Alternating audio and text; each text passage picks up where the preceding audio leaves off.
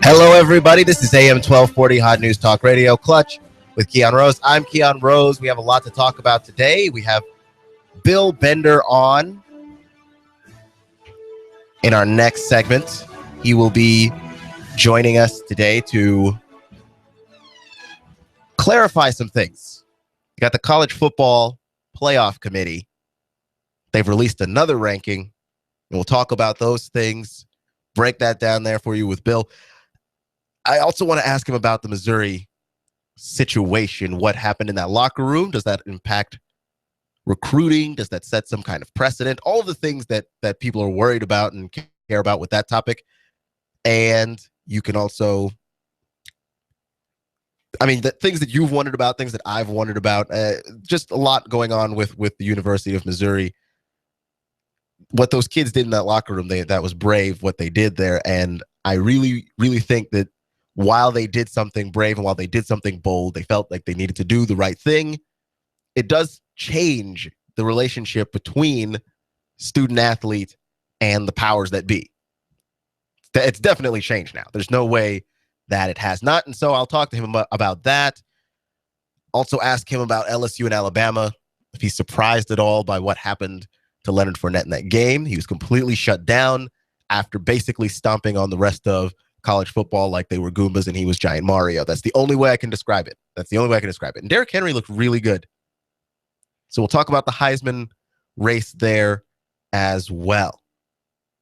Got some NFL talk to get to because the Tennessee Titans could still win the AFC South. The Texans are terrible. Okay, they've been interchangeably ruining everybody's Sundays with Ryan Mallett and Brian Hoyer, and they still don't know who that quarterback is. They're both bad. That team is bad, and they're just bad. DeAndre Hopkins and J.J. Watt are currently the only two people on that team that you could call good players. Everybody else is bad. Everyone else is really horrible. The Indianapolis Colts, Andrew Luck is injured again. He's got a lacerated kidney. This is the second lacerated kidney on the season, which just tells you how violent the sport that football is that you have these guys running around wearing pads, getting hit, and their internal organs are being lacerated. I don't understand how you play that game. Like, I honestly would never I wouldn't play football if I had a child. They wouldn't play football. My kid's playing baseball. You don't make contact very often. You can make a lot more money. I don't want to ever say the words X person that I know personally has a lacerated kidney. I don't want to know what that is like. Like, not even one person removed from a lacerated kidney do I want to know what that is like. So that's the situation with the Colts. The Jaguars they could win it too. They could win the division as well. And obviously the Tennessee Titans, they're the ones that we're concerned about. But those are the four teams in that division, and they're all so bad. And the Titans look really good whenever Mariota plays. And Mariota's back. He had a sprained MCL. There was an illegal hit that he took, his MCL sprain. He missed a few weeks. In that time, Ken Wisenhunt got fired. And Mike Mularkey, there's a boost. There's a boost that happens in the NFL whenever a coach gets fired and is replaced with another guy. It's a temporary boost. It's not a real boost in a lot of situations. It's really just the team is fired up. They're rallied around the new coach. The new coach has a lot of ideas and a lot of things that are not very well known around the league. The film study on what this guy's philosophy is not very well known. And then as people figure him out, he becomes less effective. So that happens too. But the temporary boost that the Titans are getting from Mike Mularkey being their head coach, as well as the return of Marcus Mariota to the lineup, Tennessee could win the division, which of course would give them an automatic spot in the playoffs. The Titans could make the playoffs. They've only won 2 games this season, but they could make the playoffs. That is insane. And I think that possibly this is the conversation that we need to start having in the NFL, where we change how this system works. Because at the moment, if you win your division, you get into the playoffs, regardless of how terrible your division is. So if you get in, like we saw last season, the Panthers get into the playoffs with a losing record. They're 7-8-1, 7 wins, 8 losses, and a tie, and they get in. Like it's horrible. The NFC South last year is probably what the AFC South is this year. Like just a really bad division of football. The NFC South looks better now. The Falcons look better, even though they've started losing and they can't seem to stop. It's like those Life Alert ads. I've fallen and I can't get up. The Falcons have fallen and they can't get up. I don't even know who they play this week. They have a bye week. And I who knows? They might not even win the bye. They might lose the bye week. They're week off. The bye week defeats the Falcons 20-7. They might not win the bye week. But the NFC South looks a whole lot better as a division of football. It actually looks like teams that have professional athletes who get paid to play football are in that division. So that's nice. But the AFC South doesn't. The AFC South looks dreadful, and a team with a losing record is going to win that division. I find it highly unlikely that the team that wins that division is going to be greater than 8-8. They're probably going to be 8-8 or lower, because 3 wins. Well, you have 4 wins if you're the Colts right now. 2 wins if you're the Titans. That's dreadful. That is nothing short of absolutely dreadful. That is some of the worst I've ever seen in sports. This is AM 1240, News Talk Radio, Clutch with Keon Rose. I am what you might call the remains of Keon Rose right now. I have had a cold. I've been fighting it. I am playing hurt today. I rubbed some dirt on it and I came in. Okay, I have been hacking and wheezing for the past 24 hours, and I like to make some special thanks to my girlfriend. She's done a great job of making sure that I'm still alive. She got me soup. She made sure that I had tea, and also she used a number of essential oils and things that I don't understand how they work, but whatever, they work somehow. And I have scraped what is left of me together. I have dragged myself into the studio. This show is happening some way, somehow. I sound terrible now. I sounded like I was dying yesterday. That's what was happening. I sounded like death. And I no longer wish to sound like death. Like, I really would just like to one day just continue moving through my life. Maybe with some with some more fluids, some more water. When I leave here, I'm going directly back to bed. I'm going home. I'm eating what is left of the soup that she made me, my girlfriend, and then I'm going back to bed. That is what is happening, because I feel like I am not necessarily alive at this particular moment, and I don't know what to tell you outside of the. You like that? You like I don't like that, Kirk. I'm sick. I'm very ill. I'm very ill right now, and I can't take it. I'm not entirely certain what possessed me to come in. I am sweating profusely. I'd like to be talking about sports, but here's the thing. This is what we expect out of athletes, and so I feel like maybe this is what I'm doing to myself. It's like a punishment for what we expect out of athletes, that if you are sick, that we want them to just be tough guys and just do the thing. Just play the game. I don't care if you're sick. I don't care if you've sprained your thumb. Like, people got mad at Ryan Fitzpatrick because he sprained his thumb in his non-throwing hand, and everyone was like, get out there and play. And I'm like, that still hurts a lot. I don't know if you've ever sprained. I have sprained my thumb.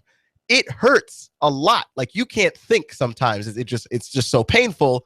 But everyone's like, no, it's in his non-throwing hand, so he should be all right.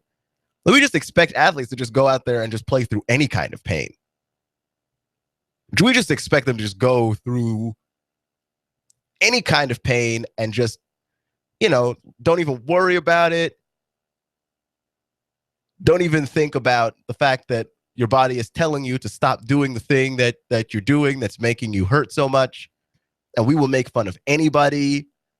Derrick Rose can't stay healthy, So Derrick Rose gets made fun of. Like the guy is tearing his ACL. He's torn it twice, and his meniscus. His knees are falling apart because of basketball, and people are making fun of Derrick Rose. He's taking painkillers. He's going through all kinds of crazy rehab. I just don't understand. Like, I want to say, there's an expectancy there. Like, those guys are tougher than we are. That's true. But, like, not everybody can be Ronnie Lott. Ronnie Lott, of course, broke his finger in a playoff game, and per the rules, was not allowed to continue to play in the playoff game with a broken finger. So he cut it off so he could keep playing. That way, he technically did not have any broken bones. No, he just cut off his finger. Like the ultimate tough guy stories, we like that. That's what we want. We want the tough guy stories. We want the Tony Romo left the game and then he came back and he wins the game, and then you find out later Tony Romo had broken ribs, and one of those ribs punctured his lung. So he also had a punctured lung. Tony Romo could have died playing football, which seems to be sort of like the glorious way to die. What are we, ancient Rome? This is crazy. Like, he dies on the battlefield? No, this is modern day America. If a guy's got a punctured lung, he should be in a hospital. I mean, yes, he's a tough guy. And there is something admirable about wanting to finish the game. But, like, there's a line there between admirable and stupid. You can be both. Those things are not mutually exclusive. You can be both admirable and stupid. And that is very stupid. That you got a punctured lung. Dude, get to a hospital. That is just what it is. Oh, we just expect things out of athletes. We just expect them to play through any injury, any illness. That we like guys who play hurt. It's part of the manliness that we want them to represent when we watch them. And when someone is hurt and not playing, we act like they're faking, or we just downplay how serious their injury is. You see it all the time with LeBron. LeBron's back is not in good shape right now. He's been known to cramp up a lot of times during the finals against the Spurs when he was in Miami. He had those cramps in game 1. At the end of the game, he was dehydrated and he cramped up and he couldn't play. And people were like, nah, just play through it. You can't. Like, it's not a matter of just pushing through the pain. Your muscles are not going to move when you tell them to move. Like, it's just not going to happen. How silly is that? So I'm reflecting on that because I'm sick today and I decided to play through my illness, and I don't know what I was thinking. I feel very bad. I don't know what I was thinking. I immediately regret that decision. And also, I now empathize more with sick athletes, as though I didn't already. But if you're sick and if you're ailing and you're in pain and you don't want to play, I don't have a problem with that. I really don't, because it sucks to work when you're not feeling well. And simply because I'm guy on a couch watching my team and my feel good is being destroyed by the fact that you don't have the ability to play anymore, or you're not physically able to play. I don't understand why that's acceptable to be that guy. That's all I'm saying. So we're going to get into some college football coming up a little bit later on. I have some rankings questions to ask Bill about, because Notre Dame has jumped into the top 4, and Notre Dame is not in any conference. The Power 5 conferences, the Big 12, the Big 10, the ACC, the SEC, and the Pac-12, they're always trying to be represented. They're the conferences with the big schools, the big names, the classical names, the names that have been good in the past. And, the Conference USAs of the world don't get as much respect. The Western athletic conferences of the world don't get as much respect. And so you end up with these schools. They're smaller in those conferences. The Power 5 schools will be the ones that usually play for national title game almost always. And what Notre Dame does is that Notre Dame is a classic power, but they're not in any conference. They're not in a conference. They don't represent, which means if Notre Dame wins a playoff spot, then that's a Power 5 school not being represented. And what change does that represent for college football? We're going to ask Bill coming up in a little bit, and we're going to talk about some LSU, Alabama. We're also going to talk about Florida. I have a question about Florida, which is that what happened against Vanderbilt. They should have pounded Vanderbilt. They did win the game, but in an ugly 9-7 game. Ugh. So we'll talk about that. This is AM 1240 Hot News Talk Radio. You give us 12 minutes and 40 seconds. We'll give you Chattanooga and the world. News Talk 1240. I love my Flex loan from Advance Financial. I needed cash, I needed it fast, and I didn't want to get a payday loan. My Flex loan from Advance Financial is not a payday loan. It's a line of credit. I only pay for the cash I need, and I only pay for the time that I need it. There's no lump sum payment. My Advance Financial Flex loan is an open line of credit, and I can get cash anytime I need it. Visit one of our 24/7 locations and get the cash you need today. Advance Financial, welcome. Tired of insurance companies? Tired of doctors that won't spend time with you? Do something different. Leave a sick care model of medicine and come to Dr. Danielle Mitchell, the Chattanooga Sports Institute and Center for Health, where we're interested in long-term health solutions, not the quick fixes. Come see me, Dr. Danielle Mitchell, at the Chattanooga Sports Institute and Center for Health. I'm all about the long-term healthcare solutions and doing what's best. On the web, you can find me at ChattanoogaSportsInstitute.com. That's ChattanoogaSportsInstitute.com. Or call us at 875-1005, 875-1005, or find us on social media, Facebook, Dr. Danielle Mitchell, or the ChattanoogaSportsInstitute.com. Let's go, ya! This is America Now with Meghan McCain. President Obama makes Jimmy Carter look like Napoleon Bonaparte. We have a president that leads from behind, and when America doesn't lead, bad things happen. Meghan McCain, weekdays at 7 p.m. You give us 12 minutes and 40 seconds, we'll give you Chattanooga and the world. News Talk 1240. Sky Aerial Services uses advanced drone technology to give you a better perspective and depth of your property and project. We offer aerial photography and video for your business, farm, home, or advertising campaigns, as well as editing services to complete the experience. Call us at 423-521-0284 and see how we can help you tell your story about your business, property, or project. We work with real estate professionals, both commercial and residential, developers, engineer inspectors, surveyors, ad agencies, auto and boat dealers, mapping services, insurance inspectors, corporate marketing, charity events, weddings, and photographers. Our consultation is free. Call 423-521-0284. That's 423-521-0284, or visit our website, skyaerialservices.com. Sky Aerial Services. The sky is our limit. Hi, I'm Rebecca Costa, host of the Costa Report, every Sunday at 9 a.m. My guest this week has been dispensing financial advice for over 2 decades. Suze Orman will be here to explain why so many Americans are living paycheck to paycheck and what we can do about growing personal debt. Don't miss Suze Orman this Sunday at 9 a.m. on the Costa Report, right here on AM 1240, Hot News Talk Radio.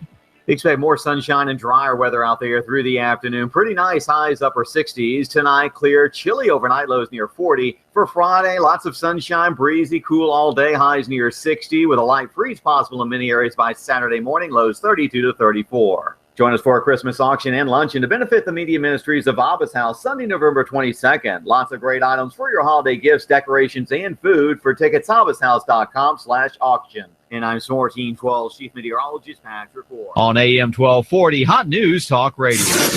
You give us 12 minutes and 40 seconds, we'll give you Chattanooga and the world. News Talk 1240.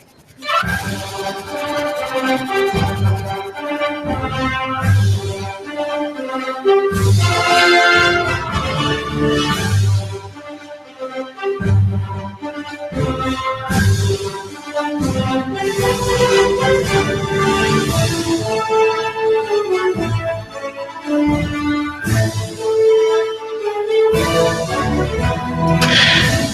is AM 1240, Hot News Talk Radio, and every Thursday we go through college football. We break down the new rankings. We talk about games that are coming up, just have some opinions on games past, and that's with Bill Bender, Sporting News National College Football writer, and it's Thursdays with Bill, which we do every week. Thank you for joining us today again, Bill. Hey, Keon, how are you, man? Fighting through it here in the middle of November. We got another week to get through. I know, and I've got the cold. It's not great. I feel terrible, but here I am.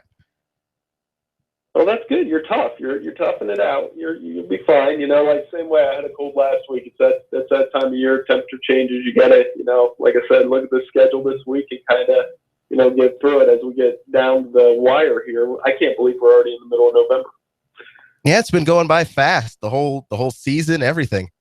I want to talk to you about the situation in Missouri and all the things that happened, including the football team getting involved, which ultimately makes this a sports story that it wasn't going to be covered by guys like us until the football team got involved. But what are your opinions on that? Like, do you have anything that you're really thinking about that? Well, we talked about it a little bit before I came on. It's one of those uncomfortable situations, and I'm glad the football team stepped up. But to me, it was a deal where the football team shouldn't have to step up for these issues to come to light, and they shouldn't be going on college campuses in this day and age. Now, I'm glad that the football team took a stand, and it was risky. That's a risky move by the players, considering if this would have got drawn out, they could have threatened to have their scholarships taken away. It could have had an impact on the financials of the University of Missouri. But again, I'm glad that they stood up, and it's an ugly situation, and you hope to avoid these. But it's one of those deals where I think with the football team stepping up, it put it into it. Hopefully, that you hope so. That they use their influence, I think, in a positive way. But I think something that a lot of people are worried about is that this kind of sets a precedent where the student athletes are realizing that maybe they have a little bit more power than they thought. Is there a precedent going forward with the football team kind of exercising their rights a little bit? I think so. I mean, but it's been a while since I've been on a college, been a college student, and sometimes college students protest things for the sake of protesting things, and this one in particular obviously deserved the protest, deserved the attention that it got, and hopefully it gets the attention for the right reasons, creates the right conversations at the University of Missouri so that some of those things don't happen again. Now, what if a team decides to protest because they don't want to play for a coach or they don't want to play in a bowl game? Now, those are dangerous situations that I'm sure the NCAA probably looks at and is kind of hoping doesn't happen. But, certainly this is a precedent for that. And Gary Pinkel's support behind the players, I think, is worth knowing. Now, Missouri, another thing to point out with them, they had Michael Sam a few years ago, and that didn't come out until close to the draft. So that showed how close that Missouri team was. And I think this was more of a case where the Missouri team can bond through this instead of, it wasn't something that was going to tear the team apart. Which is pretty crazy because of just how even the locker room wasn't necessarily united on that cause. Only 30 players decided that they were not going to participate in football activities, but there was enough support going around the locker room that moving forward, this isn't a killer for them. No, it wasn't. And again, when this story popped up Saturday night, I didn't have a lot of background on it. One of our Sporting News guys talked to Kellen Winslow about it, Kellen Winslow Sr., about some of the things that he went through when he was at the University of Missouri. And, it's just part of the country right now. I think it's part of a larger discussion that needs to be had. I mean, in Missouri, obviously the same place where the incidents with Ferguson happened and everything there that to me, it's always been, I've tried to treat people, regardless of color, the same way, regardless of race, the same way. And to me, that's how it should be. But I know that we live in a world where that necessarily isn't going to be the case all the time. How does this speak to the power of football and just maybe sports as a whole to drive and sometimes start these conversations of race that maybe we otherwise wouldn't be engaged in. Well, no, football is a great vehicle for that because, you have obviously black players, white players. There's not a ton of foreign players in college football, obviously, but you get a few. And I think that's the one thing that you learn when you play together. I mean, football is the ultimate team sport. It really is. I mean, it's the only sport, I think, where you have 11 guys on offense, 11 guys on defense, and you have to be on the same page to be successful. And I think a lot of things with race go out the door in that. And generally, when you find a locker room, that's where the successful teams are, and they don't care about that kind of stuff. And I think that's a good microcosm for how the rest of us should act, because that's, like I said, I mean, it's something that gets a lot of publicity, it gets a lot of media attention. But I'm hoping that what happened at Missouri this week, I'm hoping it moves towards a better solution instead of people just getting on Twitter and being outraged about it. I hope that makes sense. That does make sense. And well, let's just shift gears a little bit to maybe like a slightly lighter topic. But I think that that was very insightful what you did say there. I want to talk about LSU and Alabama a little bit because I was surprised by what happened with LSU and just how much that offense just got completely stifled by Alabama. Were you? Oh yeah, Alabama. Oh sorry. Yeah, I mean Alabama's front seven was amazing, and it brought Derrick Henry into our living room a little bit more, too. I kind of undersold him as a Heisman candidate, but he's probably, if not jumped to the front of the race now. So it's one of those deals where I think, Alabama really earned their ranking this week, and LSU, it's going to be hard for them to call back in. I mean, they're going to need Alabama to lose another game. They're going to need to win out, and, it shows that they're going to need more than Leonard Fournette to win big right now. When it comes to your Heisman Trophy candidates, you said Derrick Henry's jumped up to the front. When I asked you before, you had Derrick Henry more of as a dark horse. What does it look like now? Because Boykin didn't play very well last week either, and a lot of things have shifted around. Yeah, I mean, obviously with Boykin in the 4-interception game, it might have knocked him out. And I hate to say that, but it really might have knocked him out of the race. I think Fournette's still there. I mean, it's going to be interesting to see how they treat that game against Alabama, against his case. Derrick Henry's right there.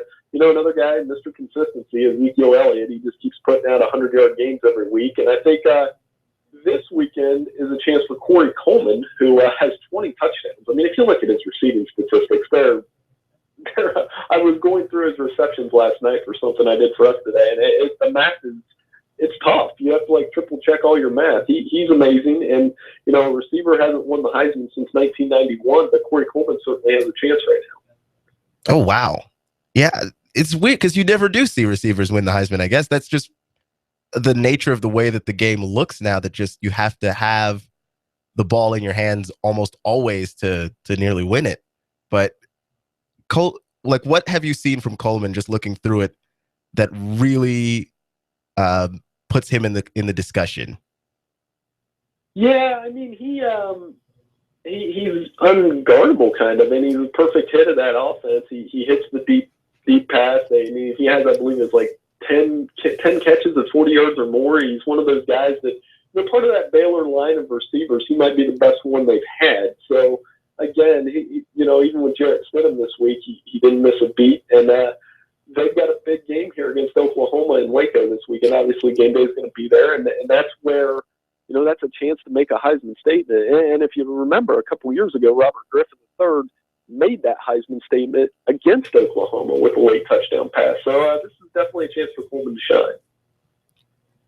Well, Baylor is ranked 6th in the college football playoff ranking. And until they beat an Oklahoma or a team that's got a winning record, which they haven't done yet, they're probably going to be right around there. What from the committee have you seen with these rankings? Our top 4 being Clemson, Alabama, Ohio State, and Notre Dame. What with that top 4 do you agree with, and what with that top 4 do you disagree with? Well, I'm cool with Clemson number 1. I think you can flip-flop Alabama, Ohio State if you want. I would personally have Ohio State number 2 just because they haven't lost and they're the defending national champion, and they're better than people think they are, especially defensively. They only average They only allow 15 points per game. They haven't trailed in the fourth quarter yet. So I'm not as worried about Ohio State as other people. I guess the conversation's at 4. I mean, I don't really have a problem with Notre Dame there. I thought maybe Baylor would be in the 4th spot. And, I thought Oklahoma State might be a little bit higher. And a lot of people got bent out of shape about Iowa. I'm actually cool with them in the number 5 spot because, they kind of earned it. They played their way. They're 9-0. Those are the things you need to do. This is AM 1240 Hot News Talk Radio, Clutch with Keon Rose, and we're doing Thursdays with Bill Bender. He's the Sporting News college football writer, and we're just going down the rankings here a little bit. I think that the Power 5 conferences are a little worried about Notre Dame being in the top 4. Is that a correct statement? Oh, yeah, you're right on track. I think the Big 12 would be worried if any conference just because you're into a situation where neither Notre Dame nor Baylor or the Big 12 has a Big 12 championship game. Notre Dame doesn't have a championship game. And because of that, let's say we get down to the end of the season, all those Big 12 teams play each other in that gauntlet, and they emerge with one loss. Will the committee take a one-loss Notre Dame team over a one-loss Big 12 champion? Yeah, it'd be close. I mean, I'm not 100% sure they will, but I think they might. So, and the thing is, Notre Dame has a chance to play their way in against the Pac-12 because they play Stanford. So, Notre Dame's certainly going to be a threat to get that final spot, and it's going to the conversation that creates will be which Power 5 conference is left out, because that would mean 2 Power 5 conferences would probably be left out of the playoff. It would, and it's almost a changing of the guard type situation there. What if Baylor beats Oklahoma? Are they guaranteed a spot in the top 4? Yeah, I think. I mean, it'll be close. It depends on how they look. I think they're going to play a shootout, and I think people are still very much looking at Jarrett Stidham. Is he the guy that can lead Baylor to all these points? And now, because they were averaging well over 60 points per game before Seth Russell's injury, they looked okay against Kansas State. I didn't have many problems with that, other than the defense probably left Kansas State on the field too long. But if they win, long answer, I guess it was a long-winded answer, but I think they might bump into the 4th spot. And I have them in the college football playoff right now in my bowl projections, because if they run the table, I think that would be the case. That makes sense. I have a question about Florida, which is this. If Florida's fallen back because of their game against Vanderbilt, they did win it, but they struggled a lot, and they won that 9-7. Vanderbilt scored about as much as you thought Vanderbilt would score, but you thought Florida was going to score a lot more. Can Florida still make it in, or are they just going to be looking on the outside? No, I mean, if Florida wins out, they'll have as good a chance as anybody. I mean, they were close at Baton Rouge in their one loss. They've got an awesome defense, and that's going to carry them as far as they go. They still play Florida State. And then if you look at it, at the end of the road, if they get Alabama in the SEC championship game, I have a hard time believing that a one-loss SEC team will be left out of the playoff, given the strength of the conference, top to bottom. And that would be an interesting championship game just to watch. I mean, Florida's defense versus that Alabama offensive line and Derrick Henry. Florida, I know they didn't look real good against Vanderbilt last week, but they still got the win. And to me, I think I tell you this every week. I mean, that's the first thing I look at. Maybe I'm outdated, but I mean, if the team's one loss or undefeated, I think they're going to have a pretty good shot to get in. That's true. And that may be the old-fashioned way of looking at it now that we've got, analytics and numbers and everything. We've got a minute here, so I'm just going to ask you one quick question. Alabama plays Mississippi State, and I've been very impressed with Dak Prescott this season. What have you seen from him? Because he's like the one guy on that team, on that offense, that can actually do anything. Well, he's been carrying that program for the last 2 years, and, you can't say enough good things about Dak Prescott. This is an interesting game. I mean, Alabama, I hate using the phrase trap game, but it's tricky. I mean, going in there after the big win, and, Mississippi State's playing a lot better. They lost close to LSU earlier this season, didn't have a good game against Texas A&M, but if Dak Prescott gets this win for Mississippi State, they'll be right up in the discussion for the SEC West, because I think if they win out, they'll have a good chance to do it. So, Yeah, but I just told you all that, and I still picked Alabama to win. But I think of course, it's going to be a close game, a heated game, and maybe a little bit ugly at times. All right. Well, thank you very much, Bill, for your time and for all the answers that you've given us. We are right up against it.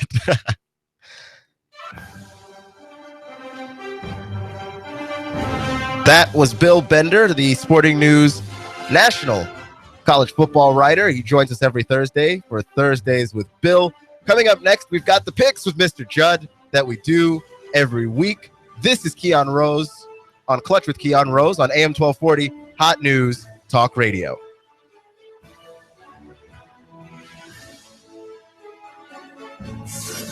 You give us 12 minutes and 40 seconds, we'll give you Chattanooga and the world.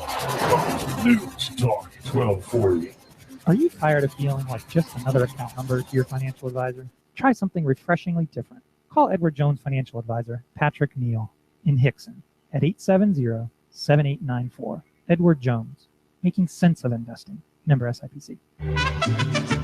We've got a table here at Delia's and Saudi Daisy, ready to delight in a plate of authentic Mexican food. Delia's spreads a rich selection, loaded nachos, crazy chicken, homemade tamales, maybe the enchiladas with beef, chicken, pork, quesadillas. Every dish beautifully pictured on the menu to help us decide. Join us for lunch or dinner. We're at Delia's and Saudi Daisy on Dayton Pike near the Thrasher Light. Here's dinner. Delia's uses the freshest ingredients, cooked to perfection. Nachos, homemade.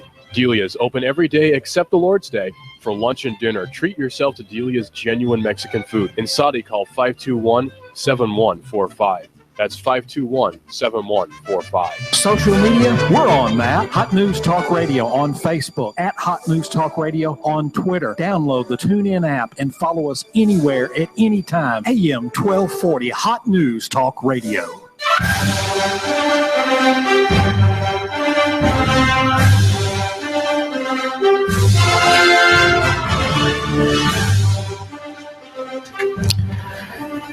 This is AM 1240 Hot News Talk Radio Clutch with Keon Rose. Every Thursday, we have Thursdays with Bill Bender, our college football writer from sportingnews.com. He comes in and he gives us answers to questions that we've been harboring all week, followed by Picks with Mr. Judd. Yes. Hello, Keon. How are you feeling, man? A little under the weather? Just a little bit. Yeah. I'm coming back. I rubbed some dirt on it. Just came in. Well, I want to let you know they've asked me. I've got these special oils, and I'm going to faith heal you here on the air. That's one of the things we're going to do at the end of the picks. Oh, boy. that sounds exciting. I can't wait. Yes. Well, have a good weekend. I know I hadn't seen you this week much. And I did have a good weekend. And, yeah, I missed yesterday. I didn't come in at all. I just good. I'm glad to know that because I was listening and I thought, man, Keon sounds a lot like Laura Ingraham for some reason. Except Laura Ingraham and I apparently don't agree on anything. No, I would say y'all wouldn't. Because I talked about Missouri on Monday, and then after my show, she talked about it in a different light. Yes, by saying the opposite of everything that I said. Well, that's okay. I couldn't. That's why we're in America. Yeah. We all have differences of opinion. You talked bad about her on Tuesday, and then she afflicted you with sickness. Yeah, you don't mess with Laura. Laura Ingraham might be a witch. I'm not saying that she is. She got the Keon voodoo doll going. I'm not trying to be sued for slander or anything. No, I'm just saying she might be. I'm just tossing out the aimless speculation. She may have sent some Ebola your way. Oh boy, I like that. Just Ebola. See, I think that'd be a great disease to, go over all over the world. They could do commercials for it. I've already got the marketing for it. By stealing the marketing from Ricola, which I did eat an entire package of Ricola. Did you? My throat was sore and I was losing my voice. So I had that whole situation covered. And so now we're going to do the picks because we're here to pick. That's what we do. And not our nose. Because that would be very gross for me right now. That's what we do on the morning show. Oh, no. Yes. You can pick your friends. You can pick your nose, but you can't pick your friend's nose. That's true. That is a little wisdom. That's Mr. Judd wisdom here. Mr. Judd wisdom. I need to find a sound effect for Mr. Judd wisdom. Yeah, you do. I'm going to find it. But before we get into any further foolishness, let's just pick some teams here. All right, let's go. I'm ready. Our first game is a game that I think is interesting because TCU last week lost the game to Oklahoma State that I don't think anybody saw them losing the way that they did. And got beat. They got beat. Spanked. But what better way to come back from that than to find the University of Kansas, which is a high school team at best. Basically. So, they're 45-point favorites. That may not be enough. And I was going to say this is going to be a tricky pick but when you saw what Texas did to Kansas. Yeah, I'm going to go with TCU. I'll give them the 45 and sleep well at night. If this were a 60-point game, I might have still taken TCU. I'll still take TCU. 45-point game. We're going to take the Horned Frogs, both of us, because that's yes. That is pretty. Because that's the safe pick. We're going the safe pick there. Alabama and Mississippi State talked about it with Bill there. Bama is an 8-point favorite, but Dak Prescott. Mississippi State. It's at Mississippi State. I think Prescott is the best quarterback in the SEC. It's not even close. Or maybe in the South. If not, he's number 2. And you're right. It's not close. Because it's him and then everybody else. Yeah. And I forgot what the number was. I think he's thrown just 4 interceptions this season. And no one's talking about him. I mean, you really can't just because no one's talking about that team is kind of hard to watch sometimes. When they're not pretty. They're not fun to watch. But he's been incredible. And you would think more people would be talking about him. And I think it's just because he's not putting up the silly video game numbers that I'm going to take Mississippi State. You're going to take Mississippi State? I don't think they will cover. I think Alabama will probably win, but I do not think Alabama will cover because of Zach Prescott. I want to join you on that because I really like him too. Like, I think he's a really good guy, and I think like as a quarterback, he's been making the intelligent decision. I think he's going to be a great NFL player. It's possible, and because he's shown a lot of growth and development. Last season, he was just turning the ball over at a really high rate, and this season, not at all. I think he's going to be a great NFL quarterback. He's certainly got the smarts for it. He's strong. Yeah, he's fast when he runs. I would take him if I'm an NFL team. I would draft him, and you know what? He could go to the Redskins, and then 2 years later they want to make him like a linebacker. That's what that sounds about right. That sounds like what they do. But I'm going to take Alabama anyway. I like Prescott a lot. I think that Alabama can win by 8 at least. Okay, like it's not going to be a blowout. I don't see that. I think Alabama wins by 3 or 4. And that's fair. That's fair, but Alabama's got this way about just out-muscling people lately, and that's just been disturbing to watch. Memphis and Houston. Memphis visits Houston, and Houston is a 7-point favorite. Memphis continues to shock and surprise people, and they're undefeated.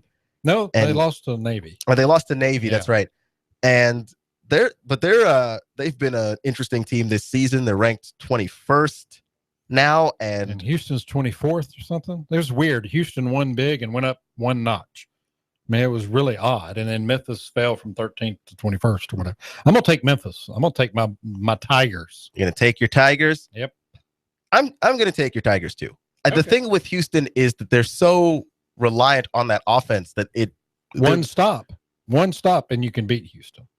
Basically, Houston's just trying to outscore one time, that's it. Yeah, and they're usually derailed. I don't really trust Houston very much.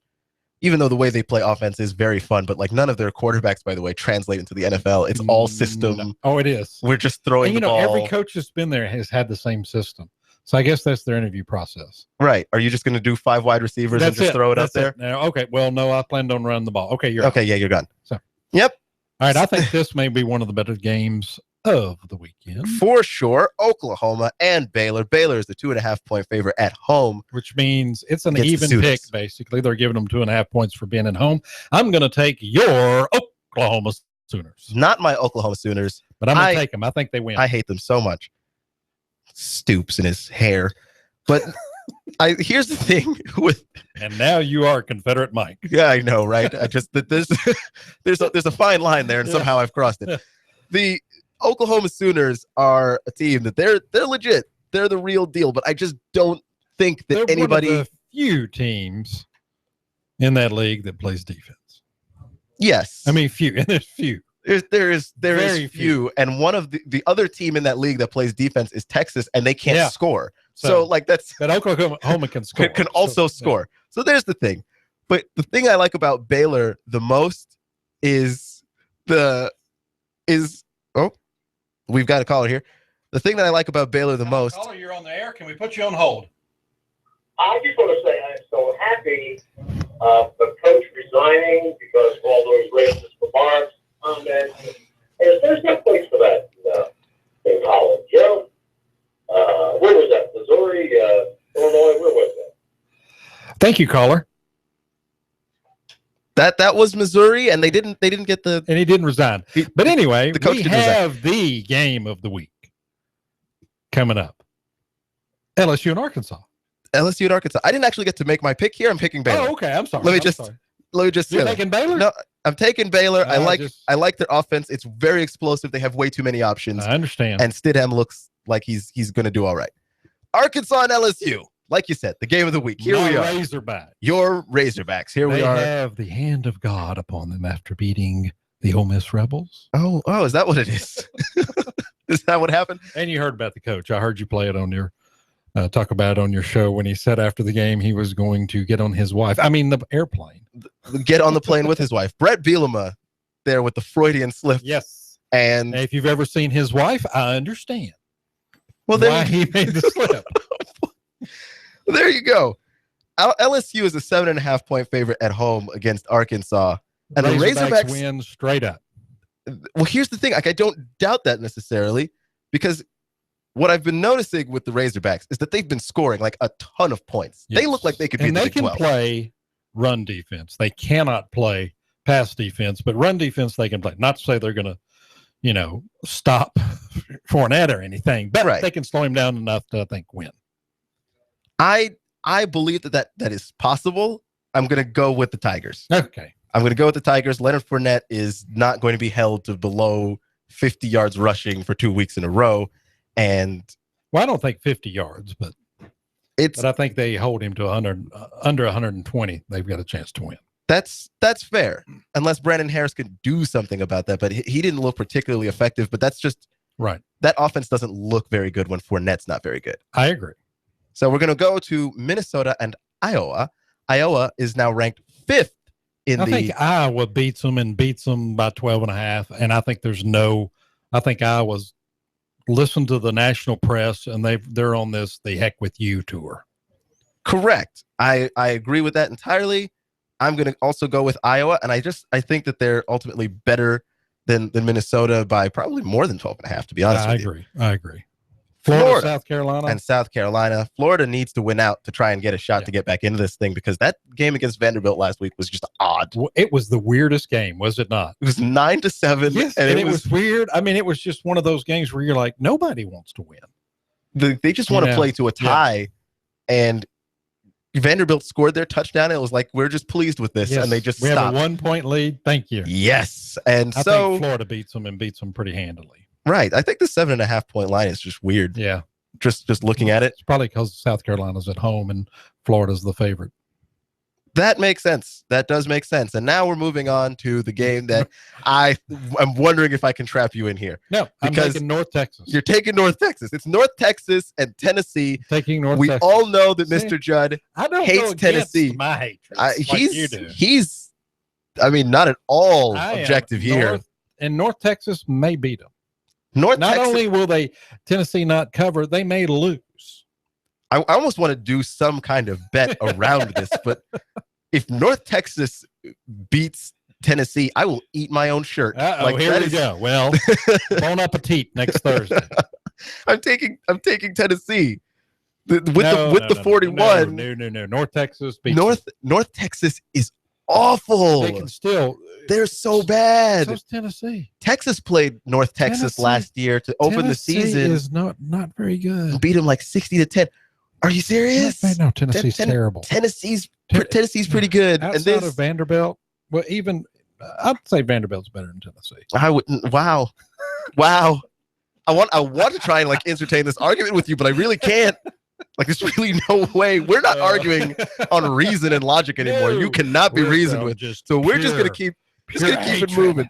Oregon and Stanford. Stanford is a 10-point favorite at home over the Ducks. Stanford has looked really good, and they're in the top 10. Man, I like that team. Yeah. I like that team a lot. they've turned it on really lately. They play great defense. They have a good running game, and then they like to do the unexpected. I like that team a lot. In fact, I think that they may end up in one of the Final Four teams. It's very possible. They win out, and it's all kind of incumbent on that, as we were talking with Bill earlier, and as we learned from him earlier. Like, winning out is really the only solution to like most of these teams. This wreckage and carnage that's happening right now. I'm going to take Stanford also. They're just too good. I think they're I really like Hogan. Good. I think he's a great quarterback. Yeah. He's like, you talk about him and Prescott. He was a good golfer too. Oh, we're talking about two different people. Yeah, we're talking about two different people. Okay. But he's built kind of like Dak Prescott. He's just a big, solid dude. He's not as fast, but I mean, he is huge. He's hard to bring down. Incredibly so. And then the last pick is the easiest pick for me. Texas and West Virginia. West Virginia, 8.5-point favorites at home against the Texas Longhorns. I'll take West Virginia. You're going to take West Virginia? Of course. I wonder how you jumped to that conclusion there. Well, have fun with your West Virginia pick. I'm going to go Texas with the upset. That means I win. I have been on the Texas bandwagon. The only time I hopped off of it was for the TCU game because I wanted to be right. And as it turned out, I was right. I was very correct. You don't have the Missouri game on there. Do I not? No. I do not have the Missouri game on there. And you know what? And that'd be a hard one to pick. But it's interesting to see. Do they show up and play? Or do they just go, kind of go through the motions for the rest of the season? That's going to be very, very interesting.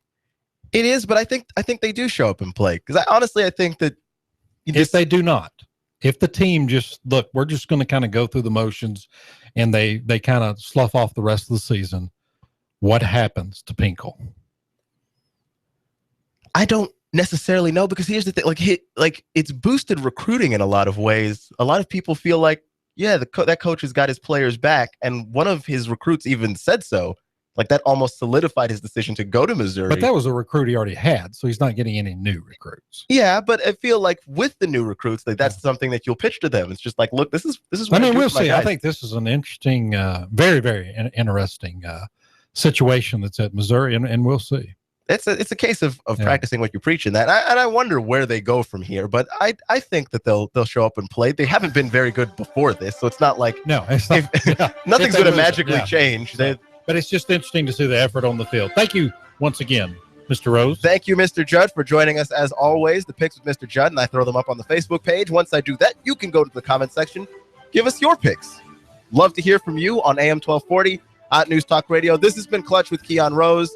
Thank you, Mr. Judd, for joining me. Thank you, Bill Bender from sportingnews.com for joining me as always. More sunshine and drier weather out there through the afternoon. Pretty nice highs, upper 60s. Tonight, clear, chilly overnight, lows near 40. For Friday, lots of sunshine, breezy, cool all day, highs near 60, with a light freeze possible in many areas by Saturday morning, lows 32 to 34. Join us for a Christmas auction and luncheon to benefit the Media Ministries of Abba's House, Sunday, November 22nd. Lots of great items for your holiday gifts, decorations, and food. For tickets, abbashouse.com/auction. And I'm Sports Team 12 Chief Meteorologist Patrick Ward. On AM 1240, Hot News Talk Radio. You give us 12 minutes and 40 seconds, we'll give you Chattanooga and the world. News Talk 1240. Are you tired of working in corporate America, or have you recently lost your job and would like to consider owning your own business? If you are, please call me, as I can help you look at franchises or business opportunities. You give us 12 minutes and 40 seconds, we'll give you Chattanooga and the world. WSDT Sunny Daisy, Chattanooga. CBS News. I'm Harley Carnes. The government is bringing charges against a young man allegedly recruiting to help ISIS online. Terrence McNeil has been charged for soliciting the murder of members of the military in support of the Islamic State. Federal prosecutors allege the 25-year-old posted names, addresses, and photos of U.S. military personnel on social media, calling for them to be killed.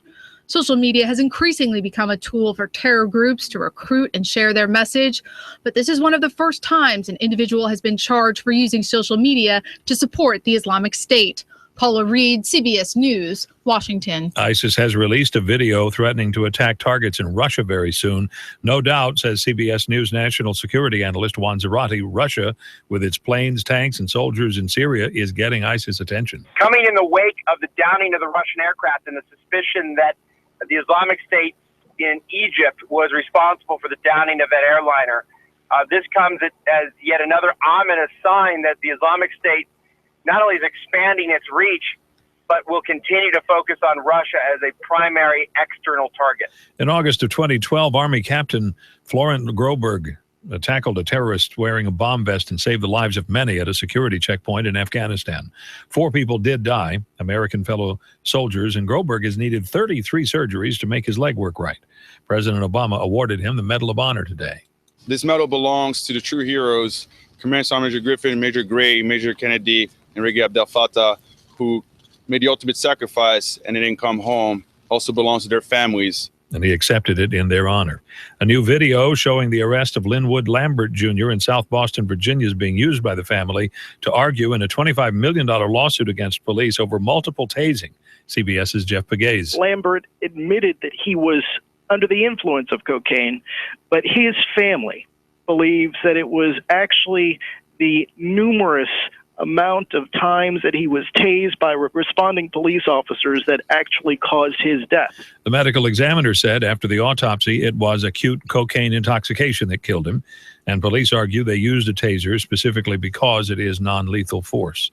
Good news about turkey supplies for coming Thanksgiving holiday, poultry industry consultant Thomas Elam. Fortunately, most of the turkeys that go into the frozen stocks were raised before the bird flu hit. Fresh turkeys may be in shorter supply on Wall Street. The Dow down 166 points. NASDAQ's off 25. Oil about $42 a barrel. Supreme Court justices are expected to say as early as tomorrow whether they will hear abortion cases from Texas and Mississippi. The High Court may also look at religious freedom versus contraception under Obamacare, affirmative action, and maybe immigration executive actions in the session ending next June. This is CBS News. Are you paying too much for term life insurance? I'm Jim O'Connor, independent life insurance agent specializing in term life insurance. There's been a price war between the major life insurance companies. If you've had your term life policy more than 2 years, you may be paying too much. For example, a male age 45 non-tobacco user issued preferred best. $1 million of coverage is only $56 a month guaranteed level for 10 years. Or a male age 50 non-tobacco user issued preferred best. $500,000 of coverage is only $91 a month guaranteed level for 20 years. The life insurance industry is going through exciting changes. Make sure you're not paying too much for your term insurance. For new or replacement term life insurance, call for a free quote. 800-799-0903. That's 800-799-0903. Don't pay too much for your term insurance. Call 800-799-0903 or visit my website at term22.com. That's term22.com. Rates based on standard underwriting and may vary by state. There are numbers, estimates of the damage in Texas from the massive spring storms. Mark Hanna with the Insurance Council of Texas says the property losses are huge and more than 24 people lost their lives in flooding. I mean, we've had everything, literally everything, and it hasn't stopped. It was hail, then it was tornadoes, then it was flooding, then it was wildfires, and then there's more flooding again. The storms destroyed homes, businesses, and cars, some of the biggest losses in Central Texas and South Texas. Kelly Weiss, CBS News, Dallas. Well, speaking of floods, Noah's Ark opens July 7th next year. The Noah's Ark theme park in Kentucky expects to draw nearly 1.5 million visitors a year. It's a park dedicated to the biblical story of Noah and the Great Flood. There's a full-sized wooden replica of the ship as well. It is opening on July 7th because in Genesis, Noah and his family entered the ark on the 7th day of the 7th month. Harley Carnes, CBS News. Compass Media Network's coverage of the NFL. Some things you give us 12 minutes and 40 seconds, we'll give you Chattanooga and the world. Fox News Talk 1240. Hi, I'm David Tulis, inviting you to make the move with me 9 to 11 a.m. weekdays here at AM 1240 Hot News Talk Radio. The David Tulis Show, featuring Nooganomics.com for Chattanooga and beyond. 9 to 11 a.m. weekdays. Hi, I'm Rebecca Costa, host of the Costa Report, every Sunday at 9 a.m. This week, we take a step back from politics, business, and global events to speak with well-being expert Deepak Chopra. We've all had the experience of feeling invisible at a party, at work, or at home. Join us as we discover what to do when we feel invisible this Sunday at 9 a.m. on the Costa Report, right here on AM 1240, Hot News Talk Radio. X6166. Some restrictions apply. For complete details, please visit OptimaTaxRelief.com. Juice.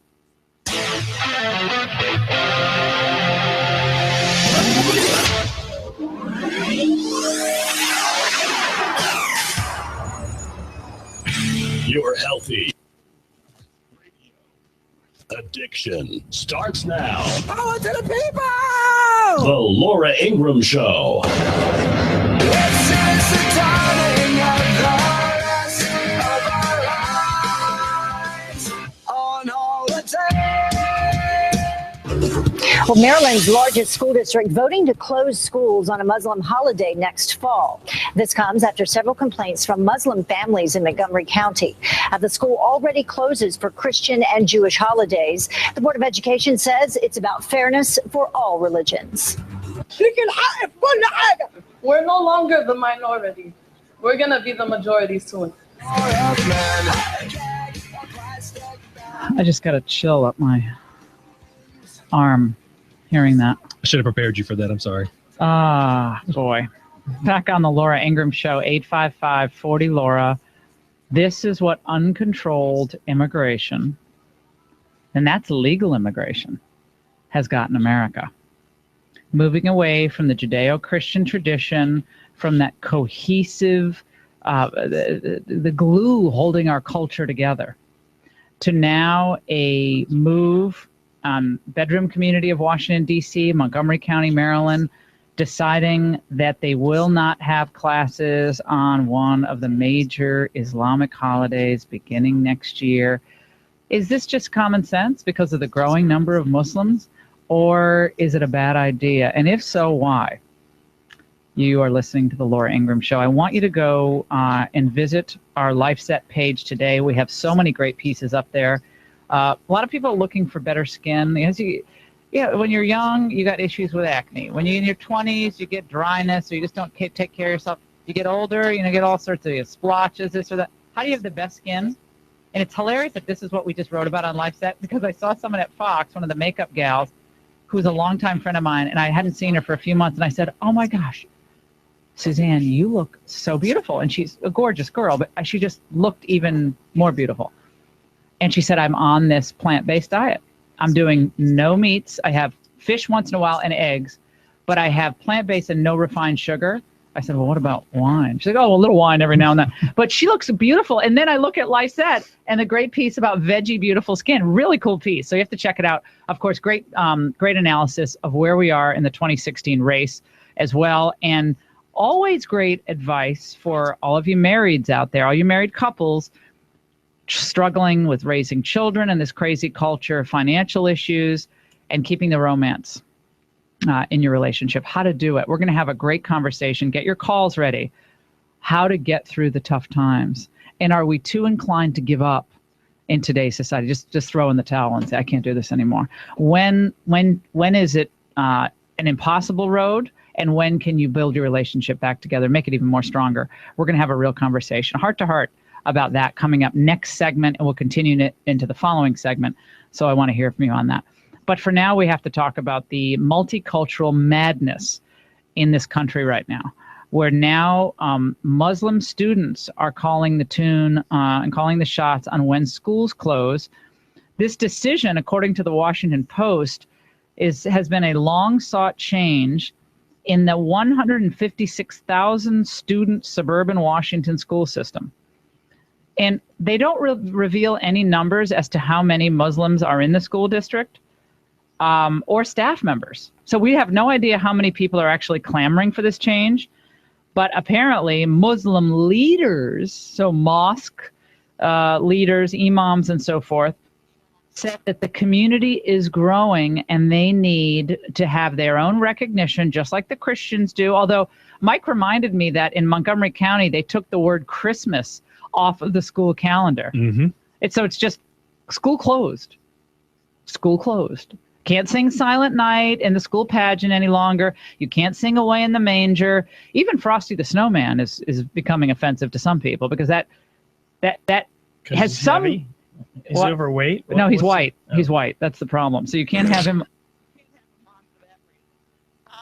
The district closes, by the way, for Jewish holidays, and Christmas, of course, but officials cite state requirements or operational effects, such as expectations of large absenteeism for those days. Montgomery leaders made national news last year, of course, as we said, when they struck the word Christmas from their school calendars in an attempt to show neutrality. Oh, good. So it'll go back on the calendar now, right? Right. Exactly. A move that drew criticism, including of course, the Muslim community. But what happened to the melting pot? Remember we always hear about the melting. Jeb and Marco are all the melting pot, the melting pot, the melting pot. The melting pot meant that this is the way we do it. Like it or leave it, buddy. Look, it's not 100% of what we wanted. It's about 80%. And we'll take that. And we're pleased to have that. We understand that in any kind of political back and forth, there's going to be some compromises. Until they require that the call to prayer be said 5 times a day, whatever, 3 times during the school day that you could fit in. Well, we need a loudspeaker, and we need to hear the prayer, and, well, we don't allow Christian prayers. Yes, but we've been a culturally oppressed minority, and we need to make special... No. Okay, now stop. God bless. I am very happy. I'm in tears. I'm thrilled, said Samira Hussein, a co-chair of the Equality for Eid Coalition, who said she began pushing for the Muslim school holiday 2 decades ago. I cannot wait to see the children, the students in the classrooms being happy and thankful for this day. Well, they'll be out of the classroom. The Wiccans are next. No, the Wiccans are without a doubt next. You know, the Buddhists get nothing. You notice the Buddhists, they come up empty. And they're happy about it. Yeah, and they're actually cool with it. They want all the holidays, basically. Just during the board's discussion, several members said it was time to act on the Muslim holiday request, even as the district continues to work on related issues of implementation. Here's a quote, Christopher Barkley. I'm really concerned that we're putting ourselves in a place that we give lip service to the diversity we have in this incredible community that we live in and serve. But in fact, the most important things are the actions that we take. Board member Jill Faust and others spoke on how long the matter has been under discussion. It's an issue of fairness, she said. I get off for all my holidays. Obviously, it's an issue of respect for members of our community who are very dedicated to our country and a very important part of our school system. It's huge, said Sagip Ali, a former state lawmaker who has been a leader of the effort. Without the change, my daughters are not equal to all of their little playmates in the neighborhood. Their Christian friends, their Jewish friends. Who could be against this equality? A board majority approved the measure, even though it was not possible to be certain when the Muslim holiday, they don't know when it's going to fall in 2016. 2 members, Patricia O'Neill and Phil Kaufman, voted against the measure. Both cited concerns from principals and said the state's calendar identifies September 11th, a Sunday, as, September 11th is the feast day in 2016. They said it was unclear how the time would be made up. Here's Patricia O'Neill right here. I don't know whether this has opened the door to Lunar New Year and Diwali and others. Someone emailed me and noted the Veterans Day. We're not closed. We had school for all students. Why not Veterans Day?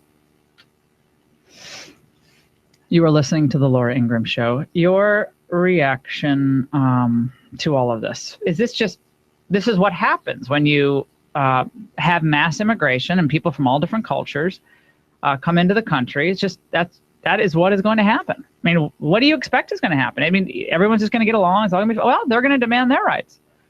So Europe is dealing with this now. Europe's having to confront this in a massive way. In addition to the migration crisis, they've been dealing with this for decades in Europe. And a lot of these kids do go to Muslim schools, but a lot of them don't. And I think there will be other effects. I mean, it's not just one day. People think, then one day it's fine. That maybe it would be fine if it stops there. Oh no, this is going to go to the way kids dress, the way they're allowed to dress. Maybe some conservatives will have common thoughts. That offends a lot of Muslim families. It kind of offends my family. Maybe there's a way for Christians and Muslims to work together on some of the cultural issues. I'm serious. On some of the conservative cultural concerns, Muslims and Christians should work together. And maybe not so much focus on the holidays, but focus on, okay, we think the way kids dress has gotten really slobby and really hypersexual, and maybe the Christians and the Muslims together can make a difference. I'm willing to work with anybody to try to clean up the culture. Pete and I were walking down 6th Avenue, up 6th Avenue in New York last night after some meetings. And, well, Pete, why don't you tell the story? Because I simply can't stop editing. I have to edit myself now, but I simply can't edit. But we've noticed how disgustingly dirty New York City has gotten under Bill de Blasio. It is filthy dirty, and everybody's talking about it. My hotel staff today were talking about it. Great people. They're like, this is not the city we used to know. You had someone spit on the sidewalk directly in front of us. As I was walking by, it's like hawking a loogie and spitting over the overflowing trash can with trash everywhere. Right. Then you had the tourists who were climbing on the Love statue. LOVE statue. On the top of it, 20 feet off the ground. It's a mess. It was a mess. So, of course, I had to say to the man, what did I say? Who was spitting? I said, sweetie, don't spit on the sidewalk like that. He was. I think they're so surprised when someone says something. Yeah, he was definitely taken aback and put on notice. Hey, don't do it again. Oh, actually, wipe your face in it, and then because we don't want your germs and your disgusting spittle. We don't want your urine on the street. We don't want anything else. We don't want your spit. It is disgusting. It's a lack of civility, right? Oh my gosh. It's a lack of civility with the spitting and the trash and the litter. And yesterday, I only saw one person help two people. I saw a person help someone down a flight of stairs, an elderly gentleman with a basket who couldn't make it at Penn Station. 100 people walked by and one person stopped and helped him down the stairs. 5-10 minutes later, that same person helped another elderly gentleman get up the escalator when he was having trouble. And I just marvel at the number of people who walk by these things every day and are immune to it. And that's what's wrong with this country. They don't help people in need, truly in need. They walk right by them, or they think that this is their bathroom, right? That the public space is their bathroom. Yep. And they can scream obscenities on cell phones. Yep. Well, as kids are walking by. How about on the train yesterday? Oh, no. Some poor guy had the misfortune of sitting next to us, had a conference call. He had earpieces in, but he had a work conference call that everybody on the train could hear. So he gave away, clearly confidential proprietary secrets from his business. It's absurd. Mike, can you guess who the person was who helped the elderly people? I'm going to go with you. No. I helped an elderly lady carry her bag up the steps, but that was Laura. Laura actually stopped. And she said, here, I had her bag. Just how I was raised. I said, let me get that for you. And I watched her go down the escalator the wrong way 3 steps and run over and help this gentleman who was having so much trouble. He was a homeless guy, too. Yeah, it was sad. But those are the acts of kindness that I think other people should pick up on. You're ruining my reputation as a tough cookie. Yeah, she was beefing up, Laura. Come on. No, but the great thing is, then this other woman said, aren't there any men who will help this poor gentleman? She's like, you have 2 bags. I'm like, Pete, take the bag. Yeah. And this poor homeless man, he must have been 80 years old. It's so sad. And you don't know what happened in his life. You don't know, you just don't know what happened in his life. And this is just what people should do. I don't even want any recognition for it. This guy just needs help, and people are just rushing by him, pushing him aside, and he just needs a little help for his basket that holds his worldly belongings. That's all he has. And it's just, I'm sorry. I sound a little bit down on New York City, but so just to close the loop, walking across New York City is a disaster. Traveling by train, nightmare. By car, it's a mess. The traffic patterns are horrid. The pedestrians walking through streets, through crosswalks, it's cell phones. Bad. On cell phones. Yep. Texting while walking across a busy intersection and wondering why they almost just got hit. We didn't see a hoverboard, though. I am surprised. Oh, I'm bummed about that. Yeah, I'm bummed about. I'm very. Or vapes. We're kind of now vapes, but it's like those halal trucks are everywhere. I mean, every 5 feet that you walk is another, and then they have one halal hot dogs. Halal hot dogs. For me, it's kosher hot dogs. That's the one. But halal food is good, by the way. I really do like it. But it's fine to have a food truck, but then people throw their food and their wrappers on the ground. Yep. I've never seen. It is. New York has absolutely suffered under this horrific mayor, Bill de Blasio. It is just. It is gross. It is turned into a gross place, and it's really sad for the city. You go to Paris or London, it's much cleaner cities. And they have their issues too, believe me, but it's a much cleaner, it's cleaner sensibility. We'll take a break. 855-40-LAURA. Apparently a new trend. You have to admit this to me. A new trend. Pete's horrified by the story. We live together, married couples, but sleep apart. Why are couples retreating to separate rooms at night? And why they claim it's keeping their relationship together. Should couples sleep apart on a regular basis? Not if someone's sick, but on a regular basis. 855-40-LAURA. How do you keep your relationship fresh and strong in a very difficult society right now? How do you do it other than just drinking straight Maker's Mark every night? 855-40-LAURA. Your own stories, how you made it through a tough time, and a little bit of counseling coming up. I only use my gun whenever kindness fades. The Laura Ingraham Show.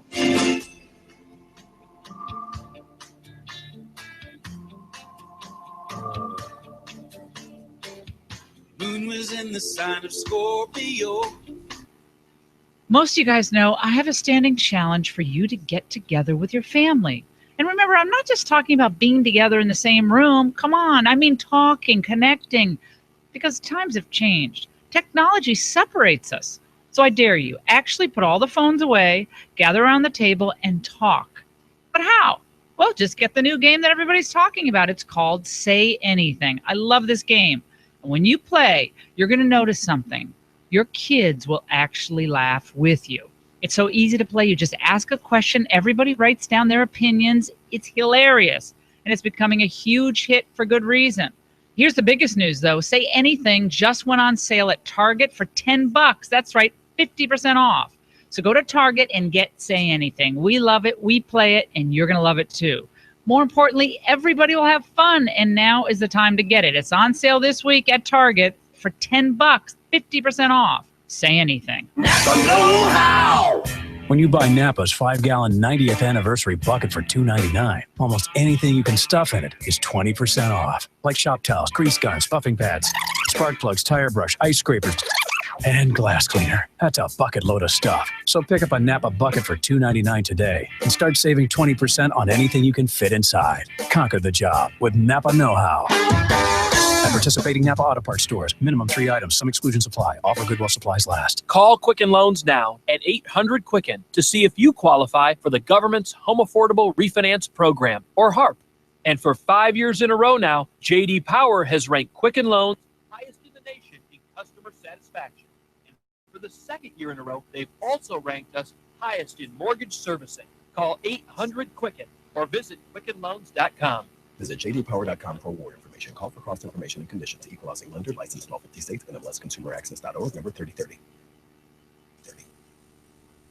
In these hard economic times, you've got to do whatever you can to save money. One of our biggest expenses can be our cars, especially when unexpected repair bills hit. Not anymore. If you have a car, truck, or SUV, you could stop paying for all covered repairs. That's right. You might not have to pay a penny more than you want for repairs. Just call 1-877-385-9978 right now to see if you qualify. Repairs for your engine, transmission, and much more can become a thing of the past if your vehicle has less than 130,000 miles. Just call 877-385-9978 today and get your car protected, saving you hundreds, even thousands of dollars. Phone lines are open right now. See if your vehicle qualifies. Just call 1-877-385-9978 to get your car protected today. Call 877-385-9978. That's 1-877-385-9978. Never pay for covered car repairs again. Just call 877-385-9978. That's 877-385-9978.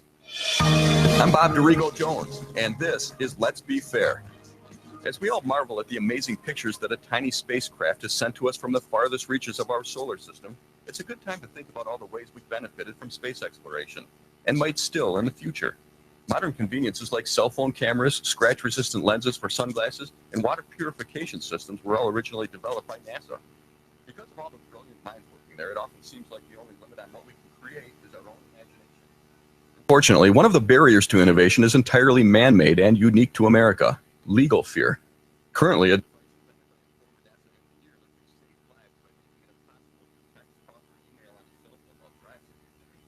market, in large part because of fears about lawsuits. Let's be fair, there are actually many products that haven't made it to market because of concerns about the excessive litigation in America, and you would be amazed at what they can do. Learn more. Visit our website at centerforamerica.org.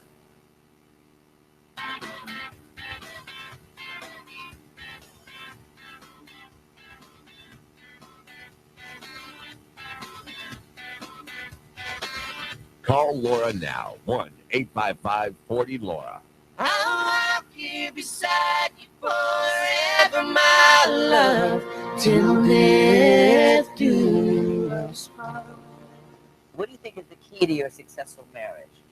Humor, but also we're constantly interested in each other's thoughts and world life.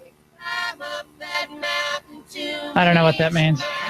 I don't know what that. I have no idea what that means. But all I know is that the successful couples whom I've admired over the years have some commonalities, and I think the common traits of happy couples, for the ones that I know at least, the couple that prays together stays together. That's a cliche, but I really think it's true.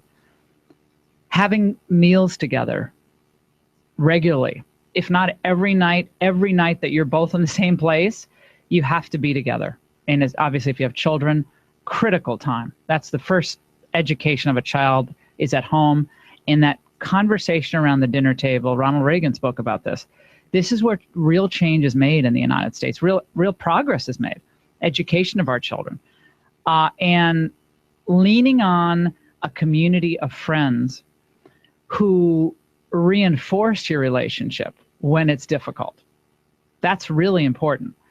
So if you isolate yourself, or if you hang out with a bunch of, frankly, single people who really don't understand how difficult it can be to hold a relationship together, or people who fuel your discontent, I think that's hard to stay together. Look, I'm not married, but I'm really good at assessing what works. I'm pretty good at that. Keeping the open line of communication, stop with the recriminations, unless there's physical or true emotional abuse involved. Remember what brought you together in the first place and count your blessings. It's not easy out there being on your own. It's not easy. 855-40-LAURA, sharing your stories. Father Michael Sliney will be with us. Great conversation in the offing. Next segment on the Laura Ingraham Show.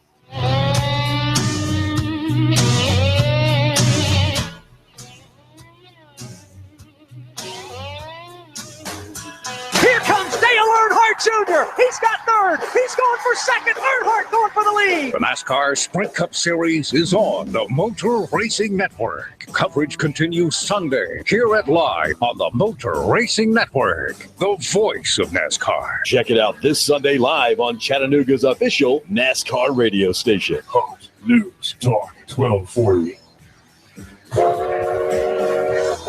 Do you have an event? Well, you need to think about Choo Choo Barbecue. Delightful, delicious. For your office party, for your church event, or even your daughter's wedding.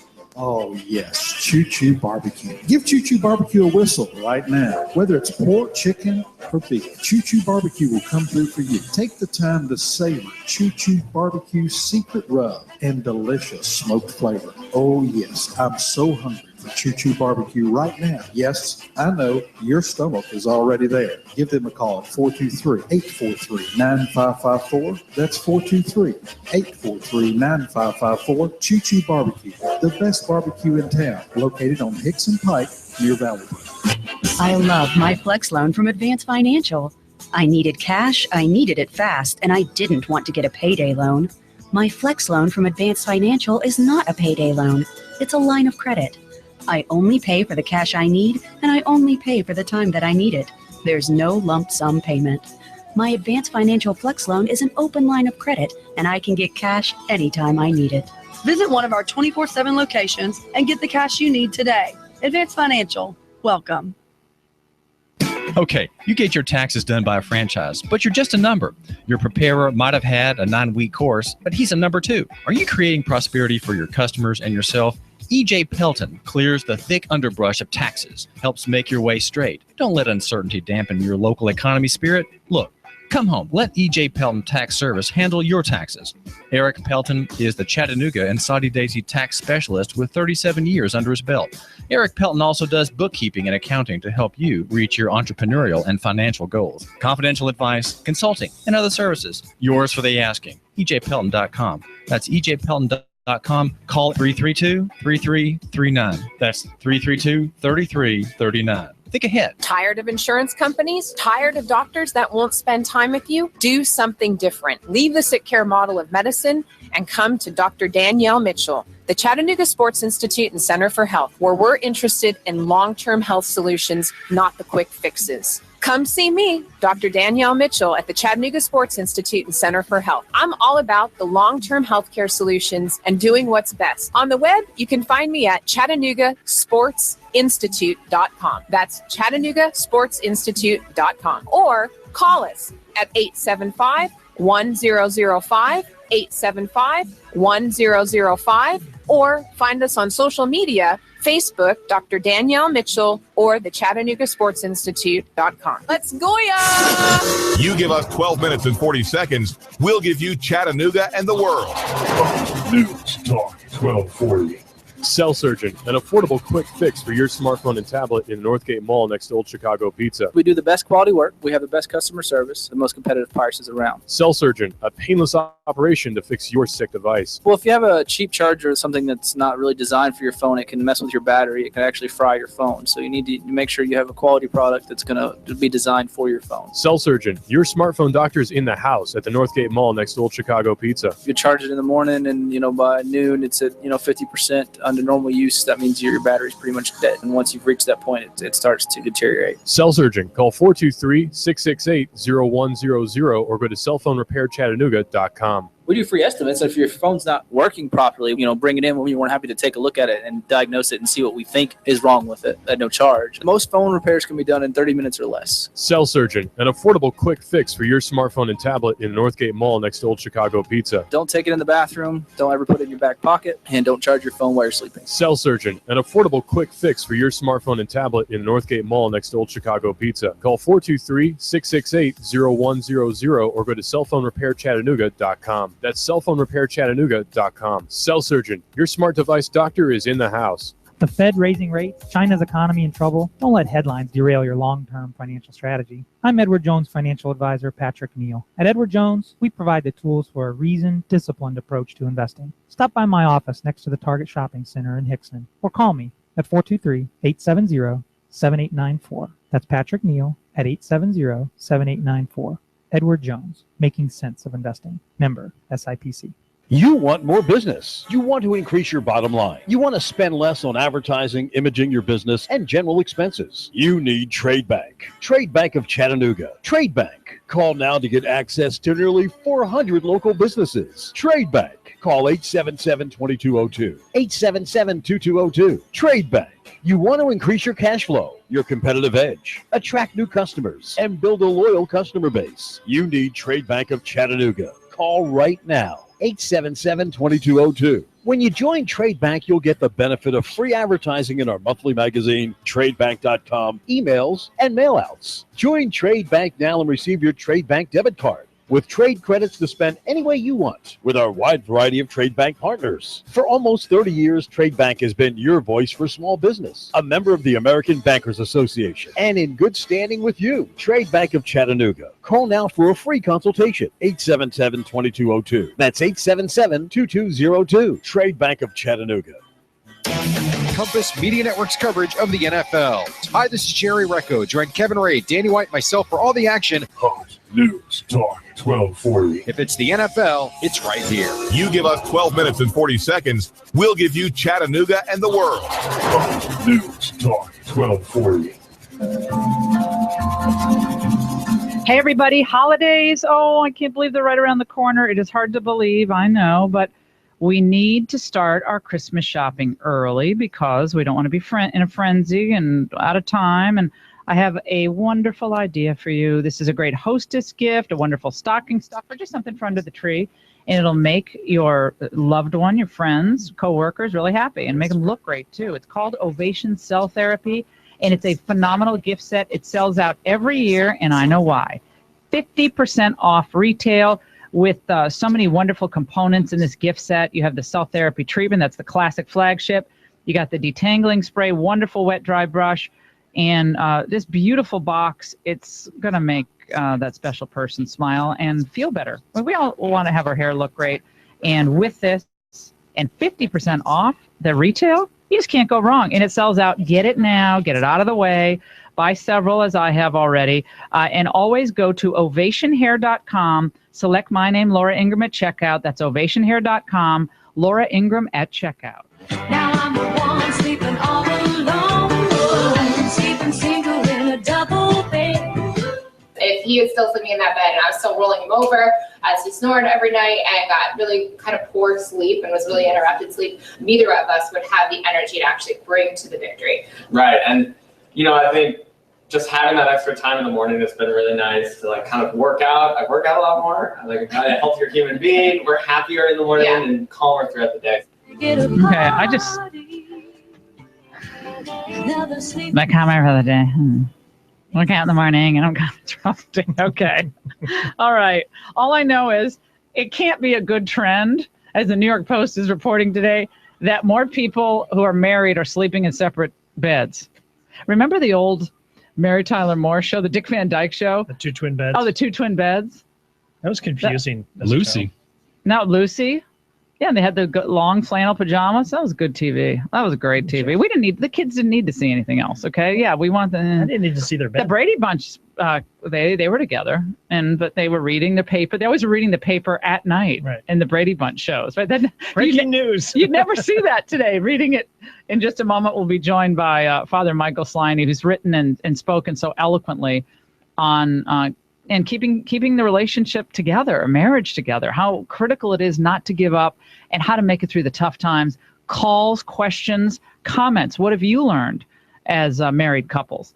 Let's go to Paul, Houston, Texas, line 5 before we get to the father. Paul, go ahead. Oh, yes.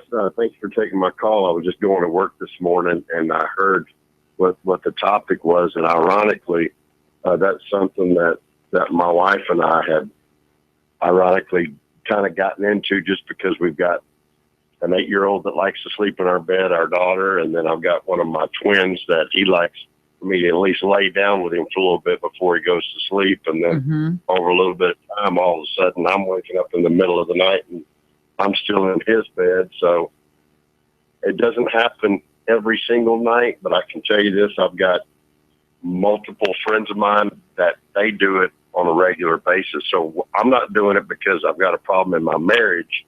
I would say my wife, she works full time. I work full time. We spend a lot of time together on the weekends with our kids, and our schedules are so busy that, when we get in the bed, it's almost go to sleep time. And then there's plenty of time for mom and dad during the day because we're both self-employed. So I got you. You know what I think that Raymond Arroyo always says this: the bed is sacred territory. That's the marital bed. The idea that kids should be sleeping in your bed. I mean, I know it's convenient. You don't want to get up, put them back in their bed, but from what I've heard, and I just think that's I think you might want to just enforce that border a little bit better. It's like the federal government. We got to enforce our border, watch for the incursions coming up from the south, okay? Enforce the border. Marital sovereignty. Yes, it means something.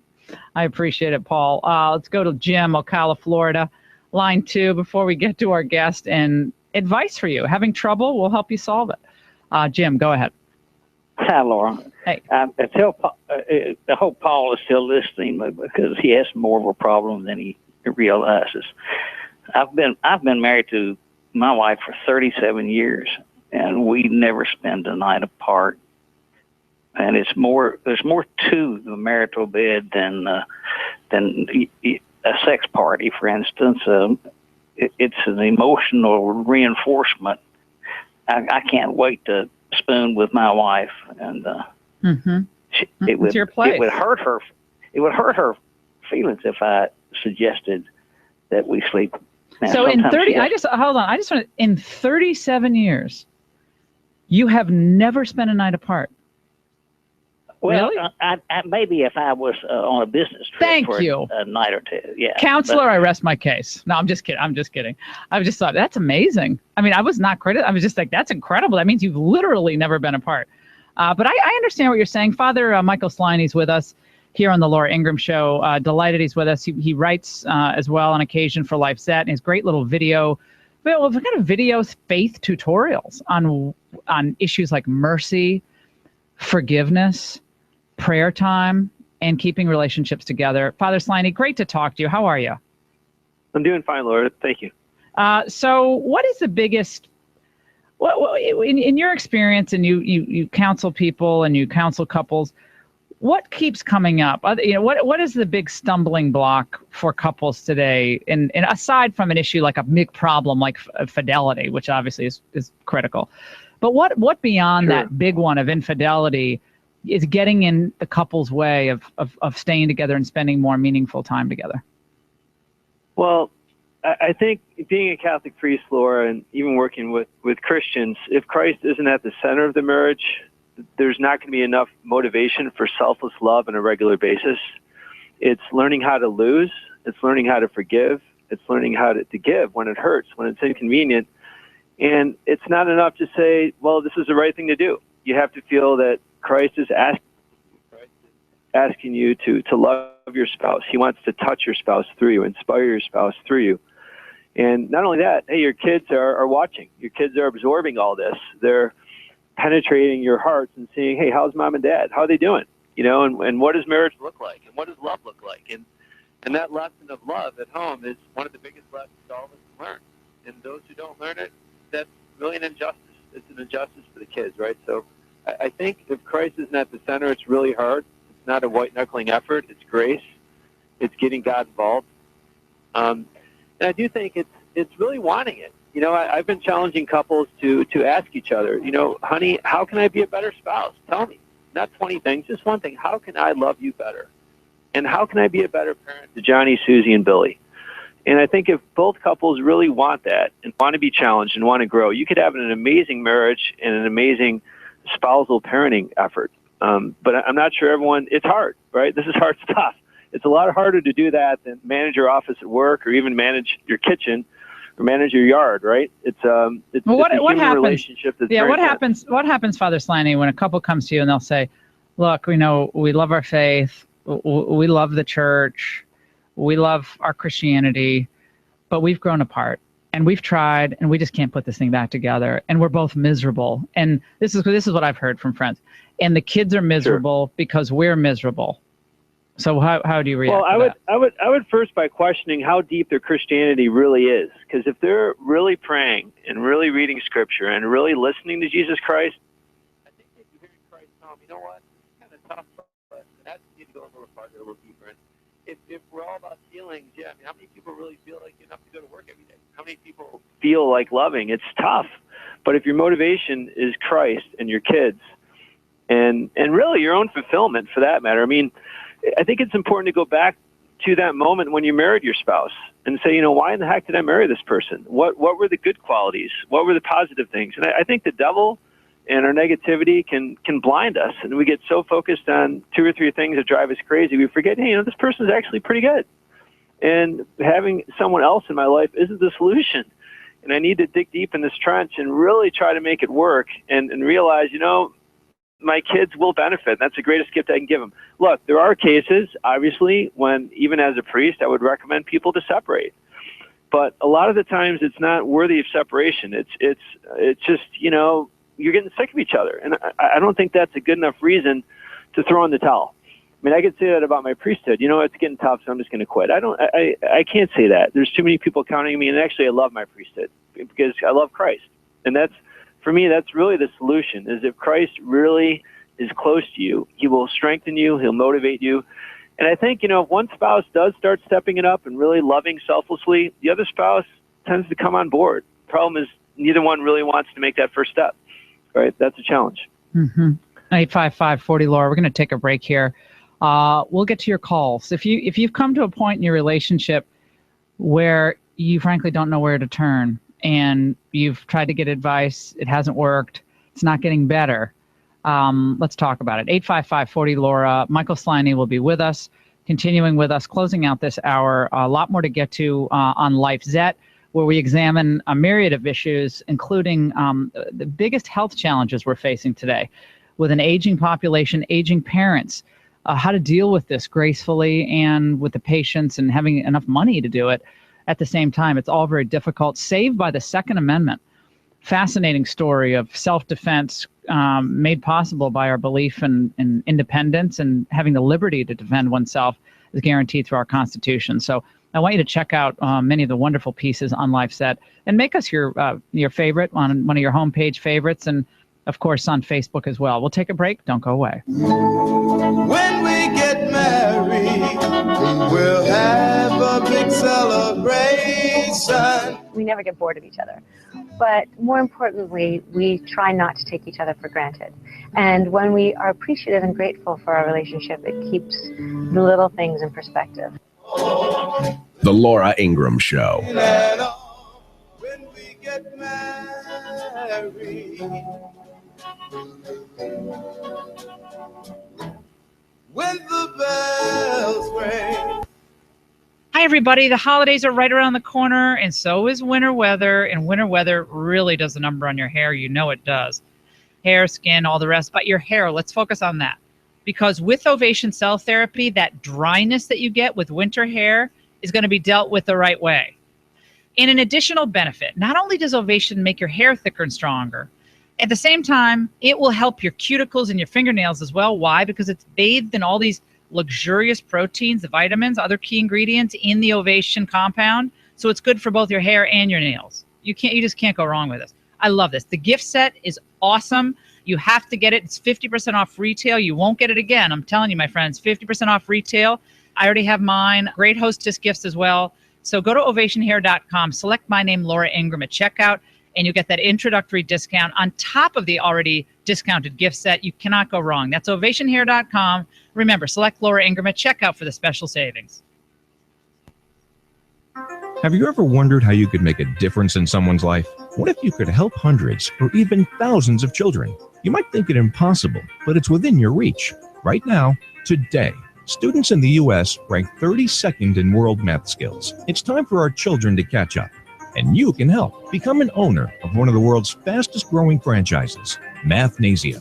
Mathnasium is the leading math-only learning center in the U.S. Its only purpose is to make our kids better at math. Imagine helping hundreds, even thousands of students in your community improve in school and raise their self-esteem, all while doing something you truly love. Call us at 800-925-2162 to learn more about Mathnasium's exciting franchise opportunities. That's 800-925-2162 to learn how you can make a difference, doing something you truly love. That's 800-925-2162. 800-925-2162.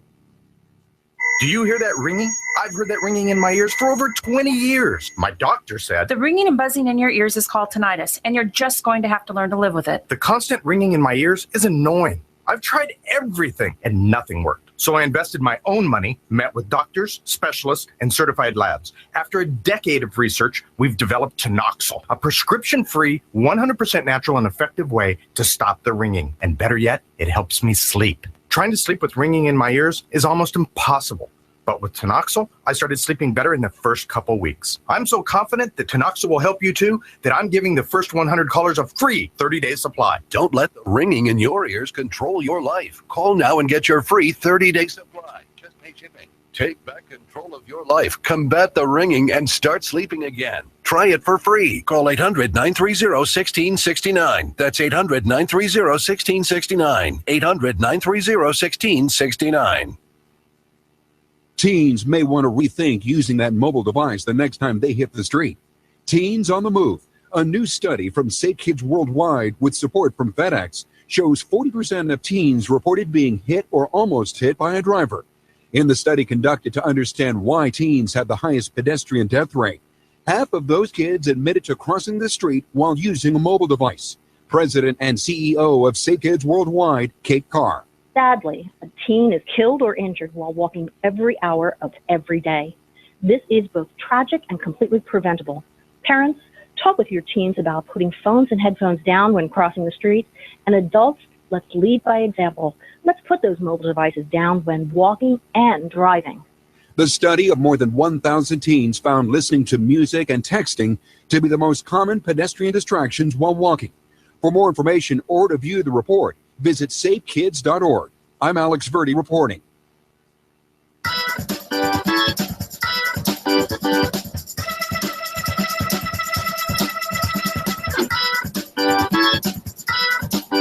Call the Laura Ingraham Show, 1-855-40-LAURA.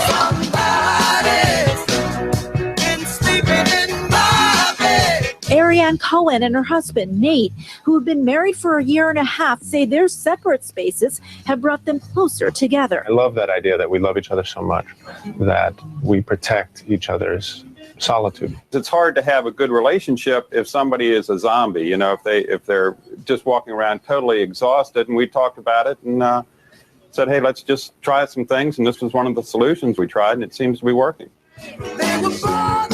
Solving marital problems, not easy in a disposable culture. Father Michael Sliney stays with us here on the Laura Ingraham Show, counseling couples. He's a priest in New York and has done great work in video and in-person counseling of Christians, Catholics who are having a tough time. And there's a lot of societal pressures that are there today, financial, cultural, raising children in this toxic environment, and an unrealistic expectation sometimes that we put on each other, and especially in the marital context. 855-40-LAURA. Let's go to Lynn on line 2. Lynn, go ahead, my friend. Thank you. I really am glad you're taking this time to talk about this issue, and I just would like to share some of the things that my wife and I have found to be helpful for us. Number one, we married in a personal relationship with Jesus Christ. In other words, there are 3 people in our marriage, and Christ is the head of our marriage. And we try to serve him and serve each other each day. And by doing so, we don't have to worry about me and me and me. We worry about the other person and serving. Yeah, I think, and we only have a time for short comments here, but Father Sliney, he's kind of repeating what you said without understanding this is a bond, not just between the two of you, but before the Almighty. This is a pledge you made before the Almighty. This goes right to the heart of your honor and your character. It's tough to make it in today's world. Yeah. In fact, Laura, I would just say that there is a complementarity of the sexes.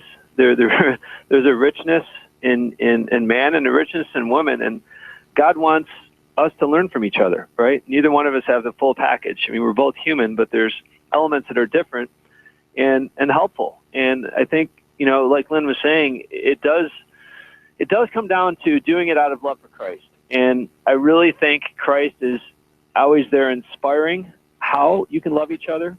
He's there to accompany you when it is hard to love the other person. And I think he's deeply consoled when you actually go there. And guess what? The kids are learning love. I mean, I think that's something we can underestimate. I'm a Catholic priest, and I can tell you I'm grateful my dad worked his tail off and provided for our family, and my mom taught as well. She was a teacher. And they did a lot of good service. But what I most appreciate is they both loved Christ and they both loved each other. And, when I went home, it was a safe place. It was a place that was happy. It was a place that was peaceful. It was a place where I felt unconditional love, which I didn't feel anywhere else. And I think if parents could just value that, this is a training ground. It's not just you and your wife. It's not just you. It's kids, and it's the community. I mean, when a happily married couple shows up anywhere, guess what? People notice. People are inspired. People can sniff it out. They say, "Hey, that's pretty good. Look at that." And you know what? And even goofy. encouraging. Even little things, little small things, Father Sliney, and I always remark on this, to see a couple, in their 60s or 70s or older holding hands or pulling a chair out or standing up when a woman walks into a room, your wife, or putting her coat on, just little gestures, small little gestures, not the big thing, big gifts or anything like that, but just little gestures. I was telling this guy once that, you should really should really consider going to your church and praying with your spouse. And he said, "Oh, Father, I mean, who does that?" And right at that moment, we were actually just outside of church, and I saw a couple walk in, an older couple, and they knelt down and prayed. I said, "Well, they're doing that, and that's probably why they're still married." Having a date night is great. Why not have a date night with Christ as a little, interval there just before you head out to the restaurant? Very, very cool. I love this conversation. Really taking us away from politics to, frankly, what really matters. Not that politics isn't important, but this is what people who are married, they deal with this every day of the week. It's compromising and being sacrificial, which, of course, is what Christ calls us to be. Father Michael Sliney, thank you so much. We'll continue this conversation on Facebook. Drew will post that piece from the New York Post about sleeping separately as couples and how that works out for you. And we'll continue as well on Twitter, the conversation throughout the day on The Laura Ingraham Show. You hadn't heard, I love my wife. Like bait that wriggle, and it makes catfish.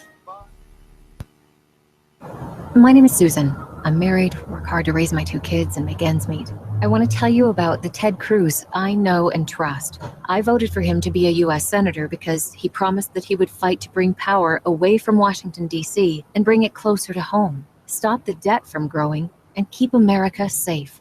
And he promised to fight for my religious freedom. The media, and even some of his own party, like Speaker John Boehner, attacked Ted Cruz, referring to him as a pain in the you-know-what. Because of his bold actions to keep the promises he made to me. That was the Ted Cruz I trust. Lots of candidates talk a lot about how they will fight for us. Only the Ted Cruz I trust has the courage and scars to prove it. I think it's time to elect a leader whose actions match his promises. He's the Ted Cruz we all can trust. People like Keep the Promise One and not authorized by the candidate or candidates committee. KeepThePromise1.com. The Promise One is responsible for the content of this advertising. Be great.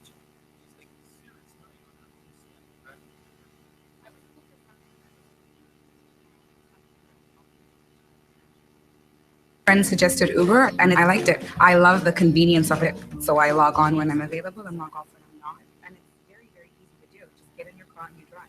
I like driving your car. Thanks, Rachel. To start making great money with your car, sign up to drive today at drivewithuber.com. That's drivewithuber.com. Call Quicken Loans now at 800-QUICKEN to see if you qualify for the government's Home Affordable Refinance Program, or HUD. And for 5 years in a row now, J.D. Power has ranked Quicken Loans highest in the nation in customer satisfaction. And for the 2nd year in a row, they've also ranked us highest in mortgage servicing. Call 800-QUICKEN or visit QuickenLoans.com. Visit jdpower.com for more information. Call for cost information and conditions. Equal housing lender, license in all 50 states, NMLSconsumeraccess.org, number 3030. Social Security is the foundation of financial well-being for millions of people in retirement. But ending the program can be executive communications.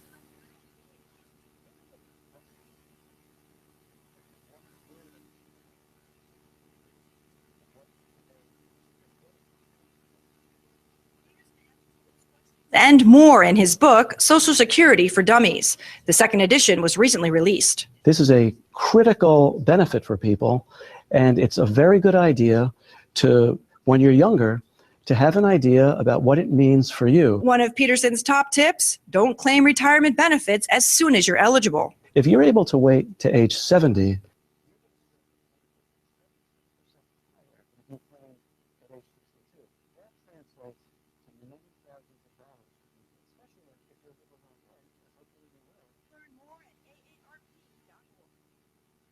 You give us 12 minutes and 40 seconds, we'll give you Chattanooga and the world. WSDT Sunny Daisy, Chattanooga. CBS News, I'm Harley Carnes. Kurdish troops are taking back vital parts of Iraq from ISIS, starting with a key supply road. The operation is being backed by U.S. air power. The coalition has conducted 36 airstrikes supporting this operation. Pentagon spokesman Peter Cook denied U.S. advisors on the ground are calling in airstrikes. To be clear, they're playing an active role there with the Iraqi Kurdish forces to make sure that the air power is delivered in the most effective means possible. Cook says most of the U.S. advisors are away from the front lines, but some are on Sinjar Mountain, assisting in the selection of those airstrike targets. Cammie McCormick, CBS News, the Pentagon. 2 terror bombings in a Shiite suburb of Beirut killed at least 37 people. Scores more were injured. Southern Beirut is a stronghold for Hezbollah, which fights in Syria in support of President Assad, and ISIS has claimed responsibility for these bombings. A 25-year-old Ohio man has been indicted for allegedly trying to recruit killers of American soldiers for ISIS and doing that online. It's sort of more of a flash mob mentality. You can sort of franchise ISIS. They kind of pop out of nowhere. They're not elaborate planners, and they use social media a lot. And the law is just not designed to help federal prosecutors get these individuals before they commit these acts of terror. So in this case, one of the first times they're really going after someone so aggressively just for postings online. CBS's Paula Reed says the man allegedly posted names and addresses of American soldiers and urged ISIS sympathizers to go and kill them. The FAA wants to know what is going on. Federal investigators are trying to track down all the people with lasers. Last night, CBS's Chris Van Cleve. The FAA says more than 20 aircraft were struck by lasers from the ground last night while flying over cities across the U.S. There were 3 laser strikes in the New York, New Jersey area. Those were news helicopters that were hit with green lasers. We also know that 3 incidents happened in the Dallas area as planes were coming into Love Field. In the New York area, 2 arrests were quickly made. It is NASA science on behalf of policy for climate change. Scientists are studying more than a year's worth of data from a carbon-observing satellite. NASA's Earth Sciences Chief Michael Freilich says it's a precise reading of how much carbon is absorbed by the Earth and the atmosphere. That can then be used by the political process to decide what we as a species want to do. Freilich says carbon dioxide levels in the atmosphere are at their highest in at least 400,000 years. He says the atmosphere absorbs about half the carbon. The rest is absorbed by oceans and land. The question remains how much more they can take. Peter King, CBS News. Wall Street, the Dow down 204 points, NASDAQ off 44. The average best deal 30-year mortgage rates have jumped to 3.98%, highest since last July. 15-year fixed mortgages, 3.2%. This is CBS News. Are you paying too much for term life insurance? There's a tremendous price war among the major term life companies. Rates have dropped dramatically in the past few years. For example, a man age 45 non-tobacco user, $1 million of coverage, $75 per month level rate for the next 10 years. Or a man age 50 non-tobacco can obtain $500,000 of coverage for a monthly premium of only $110 per month, guaranteed not to change for the next 20 years. That's right, level rate guaranteed not to change for the next 20 years. If you're a smoker, we have great rates available for you as well. At Termbusters, we specialize in policies of $500,000 and above. If you're looking for new or replacement term life insurance, call today for a quote at 1-800-569-5440. That's 1-800-569-5440. You're probably paying more than you should. Call Termbusters, 1-800-569-5440, or visit our website at termbusters.net. Remember, 1-800-569-5440. Rates and availability may vary by state. Sample rate quotes based on preferred non-tobacco underwriting. Exam required to qualify. A Japanese car giant is ready to roll out a hydrogen-powered automobile. CBS's Jason Brooks. Honda's hydrogen-powered Clarity fuel cell car will make its debut at the LA Auto Show, which kicks off next week. The Clarity is scheduled to arrive in Japanese showrooms next spring, with a limited U.S. rollout due to a sparse hydrogen infrastructure in the U.S. CNET points out that Los Angeles is key to Honda, since California is the only state in the U.S. with some amount of hydrogen infrastructure, with over 20 stations, most in the L.A. area. The Clarity uses hydrogen to power its battery with a clean emissions byproduct of only water.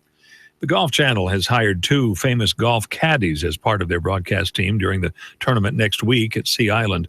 The golf producer says it'll be pretty cool to hear about the tactics in the tournament from a professional caddy's point of view. They are Jim Bones Mackey and John Wood. Harley Carnes, CBS News. Are you paying too much for term life insurance? There's a tremendous... News Talk 1240.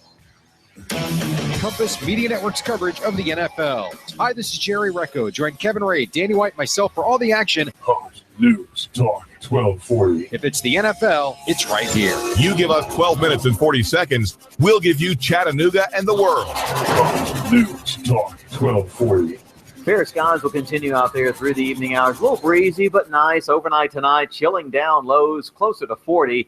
For Friday, lots of sunshine, still a little breezy and cool all day, highs near 60. Tomorrow night, cold, lows lower 30. Some of us could see a light freeze with more sunshine Saturday. This forecast is brought to you by Larry's Restaurant in Trenton, open Thursdays through Sundays, featuring some of the finest homestyle cooking around. That's Larry's, just off 559 Trenton. And I'm Storm 1412 Chief Meteorologist Patrick Ford. On AM 1240, Hot News Talk Radio. You give us 12 minutes and 40 seconds, we'll give you Chattanooga and the world. News Talk 1240. This is how we roll. We light it up with our hands up. This is how we roll. If I am our nominee, they will be the party of the past. We will be the party of the 21st century. Why does she keep interrupting everybody? Be ready to send your sons and daughters to another war in Iraq. I don't want to see that happen. Where I came from, they call that a lie. Or if a bunch of people with journalism degrees were coming over and driving down the wages in the press. Socialism starts when government creates a problem and then government steps in to solve the problem. I'll do it thrice for the United States of America. Freedom is back in style. Welcome to the revolution. We burning down the night, shooting bullets at the moon, baby. This is how we roll. Sean Hannity, the new Sean Hannity Show. More behind-the-scenes information on breaking news and more bold, inspired solutions for America. All right, I know this doesn't affect most of you, and I'll get to it later in the program because it's not a priority for most of you, but it is for me. And that is, you have New York State that has casinos. New York that has more lottery scratch-off games in the history of lottery. They have a monopoly on this lotto thing. Oh, supposedly a portion of the proceeds go to the Children's Education Fund. Baloney. The kids in New York City are some of the dumbest in the country because it's the worst educational system, public educational system in the country in some regards in terms of, yes, testing that backs this up. So they have their monopoly on, and you can go watch horses run around in circles. I'm not a big fan of horses and racetracks and where the horses go around in a circle. I haven't been to the Kentucky Derby, and I've never had a mint julep in my entire life. And I think those hats that people wear to these races look ridiculous. But that's just my own humble opinion. I prefer a baseball cap. Anyway, so now they're going to war against FanDuel. Because you know why? Because they can't get their greedy fingers on the money that 1.1 million people in New York like me play fantasy football. Now, years ago, it was illegal in New York that if I had a ticket to a sporting event or a concert, I wasn't allowed to sell that ticket. That was called ticket scalping. I remember when I was young, I went to NYU, and every Monday night when I get off the train, I could buy a ticket from a scalper and get into the garden because the game had already started. You know, I could get a cheap ticket and I go into the garden and I go watch the Rangers play. And I remember buying it from scalpers. And I remember paying $5-10 because they weren't getting any money for that ticket if they had it left. And I'd go see the game. When I was living on 34th Street and 9th Avenue at the YMCA, rat, mice, roach infested cesspool. That's where I lived. But anyway, New York State has a monopoly on lotto, on gambling, on scratch-offs. They okay 7 casinos, I think, on, quote, Indian reservations. So they make money off that, too. Just like government makes more money off tobacco than tobacco companies. How many people know that part of the equation? And they don't grow anything. They don't produce anything, but they just thought, oh, this is an outrageous thing people are doing. Like they make money on alcohol that they don't produce. This is outrageous. We got to tax this. It's so bad for you. They're not looking out for us when they tax tobacco. They're looking out for the money. They're looking out for the money when they tax alcohol. That's more ways to sink their fingers into your pocket. And the same thing. Oh, they'll say, okay, you can go on a racetrack. Oh, okay, because they get a piece of the pie. And FanDuel, fantasy football, there's actually some skill involved in this, where you have to know and have knowledge of the players as you pick your own team. Now they're trying to stop it in New York. And thank God the people from FanDuel are fighting back, and they said, no, you can still go on FanDuel tonight.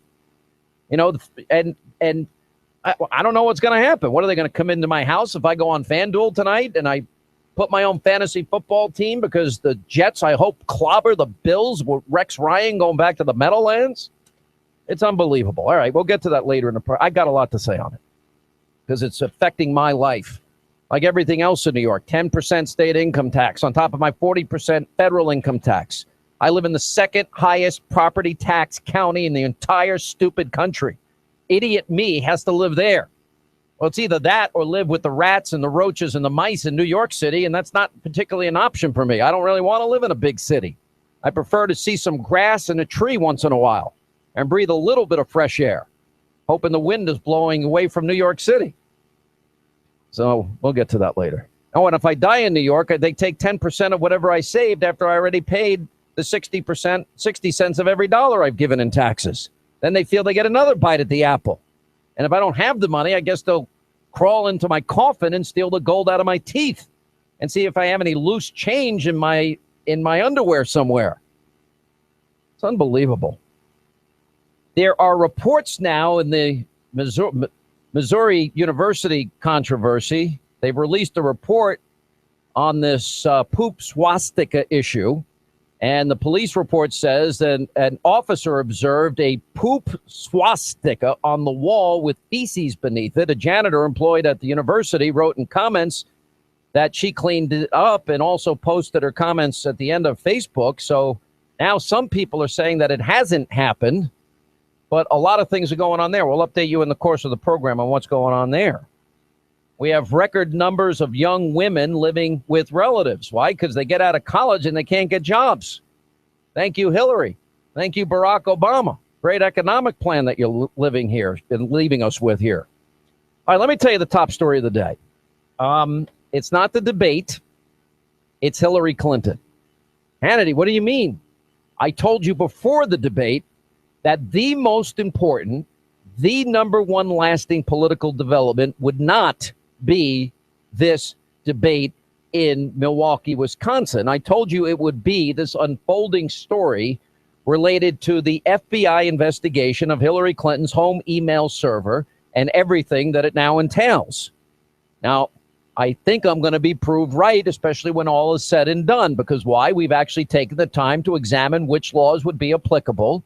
We've looked at administration officials, people that worked even under Hillary Clinton that lost their jobs for doing far less than what Hillary Clinton, what we know that she did. So this is becoming a huge scandal. And maybe David Petraeus did about 5% of what Hillary Clinton did. And we know what happened to David Petraeus. Now, my colleague, Catherine Herridge, is reporting that the FBI has now expanded their probe of Hillary Clinton's emails, and agents, quote, are exploring whether multiple statements violate a federal false statement statute. So in other words, the FBI is her biggest problem. Fox News is told agents are looking at U.S. Code 18, Section 1001, an obscure reference that may one day enter the political lexicon. Remember, you heard it here first. Once upon a time, by the way, Watergate referred only to a hotel rather than a scandal. Just remember, this can happen. U.S. Code 18, Section 1001 pertains to materially false statements given either in writing, orally, or through a third party. Violations also include pressuring a third party to conspire in a cover-up. Each felony violation is subject to 5 years in prison. What did I say? If the FBI is able to capture the deleted emails, and they have to do with Benghazi, part of a cover-up, that's obstruction of justice, obstruction of a congressional investigation. If they find emails that were classified, well, that too would be a cover-up and obstruction of justice. Violations, by the way, in this particular case, Herridge is saying this phase represents an expansion of the FBI probe, which is also exploring potential violations, as we've told you in the past, of the Espionage Act and provisions there related to gross negligence in the handling of national defense information. I think setting up your own server in the bathroom of a mom and pop shop I think that would constitute gross negligence by any definition. The report goes on, the agents involved are under a lot of pressure and are busting ass, their words, not mine, an intelligence source who was not authorized to speak on the record telling Fox News. The section of the criminal code being explored as the statements or entries generally, and can be applied when an individual makes misleading or false statements causing federal agents to expend additional resources and time. In this case, legal experts, as well as former FBI agents, say that Section 1001 could apply if Clinton, if her aides or an attorney were not forthcoming with FBI agents about her emails, classification, and whether only non-government records were destroyed. Now, Denny Hastert, when is he going to be sentenced? I think later this month or in November. Denny Hastert apparently was taking out $9,900 a month, so he would take out money below the, quote, $10,000 mark, reporting that the banks are obligated to report. By the way, that's the dumbest thing to do. If I'm going to take out a lot of money, it's my money. I can take out as much as I want. I don't care if it's reported or not reported. It's my money. And in the case of Denny Hastert, he did it to circumvent the law. And then the FBI went to investigate him. Turns out he was paying somebody for some type of cover-up. Okay, the person wasn't paying taxes on the money. If he would have just followed the law and paid the person, this wouldn't have been an issue. If he didn't lie to the FBI, it wouldn't have been an issue. He should have just said, talk to my lawyer. But he was too dumb to do that. Anyway, you got to understand what this is about. This will apply if they were not forthcoming. In other words, assume for a second that Hillary Clinton and her sycophant surrogates and the entire Clinton hit squad never told the FBI that her deleted emails only had to do with non-governmental matters. Let's assume that for a second. Assume the FBI would never be, they would say that assuming the FBI would never be able to recover it, right? Well, now the FBI apparently has recovered them, or at least some of them. If they find out there were, in fact, government-related matters and classified materials that they deleted to cover up, that is called obstruction of justice. And it would be a violation of U.S. Code 1001, meaning someone broke the law. Other people have gone to jail for this. I was watching Andrew Napolitano of Fox News earlier saying the same section of the FBI code, of the federal code, got Martha Stewart in trouble with the FBI. Now, the conviction resulted for her 5 months in prison, 5 months house arrest, 2 years of probation. By the way, that was the dumbest thing because she had insider information and she tried to cover it up. Over $200,000. She's like a billionaire. How dumb are people sometimes? Anyway, this is a broad brush statute that punishes individuals who are not direct in their answers, said former FBI agent Timothy Gill. It's a cover-up. It's a cover-all. The problem for a defendant is when their statement and their statements cause the FBI and the FBI Bureau to expend more time and more energy and more resources to deconflict their statements with the evidence. Ed Morrissey had a good line about this today. He said Hillary should be familiar. It's not the crime, it's the cover-up with the statement. If the FBI is taking the investigation in that direction, then the real target would be the person who set up the server and never disclosed the server's existence to Congress or the courts in Freedom of Information Act cases, despite repeated requests. The only person that could be is Hillary Clinton. That's her. I have some unsolicited advice for Team Hillary here today. When you have a story like today that refers to one, an expanding FBI criminal investigation, when it two talks about cover-ups, when it three talks about materially false statements given to FBI investigators, here's my advice to you. Your advice isn't that 73-year-old curmudgeon Bernie Sanders. Your biggest obstacle is not Donald Trump, Ben Carson, Ted Cruz, or Marco Rubio. Your problem is you need criminal defense attorneys for Hillary. Now, I know other commentators are focusing on maybe some of the back and forth and more trivial things in politics today, including the theatrical side of politics, and we discuss that often too, but I'm going to keep focused on this issue. I want this issue resolved because what's involved here is not just simple politics. This isn't a vast right-wing conspiracy. This is about law and order. This is about clear criminal wrongdoing and the ancient American belief that the laws ought to apply equally to all of us. That power and prestige and a family name and a presidential candidacy should not, will not protect people who have violated the laws of the country. Now, here's a scenario that I foresee, that maybe James Comey and the FBI comes up that she violated many laws. Well, if she did, well, then they're going to refer it to the Justice Department. That's the Obama Justice Department. That's Loretta Lynch.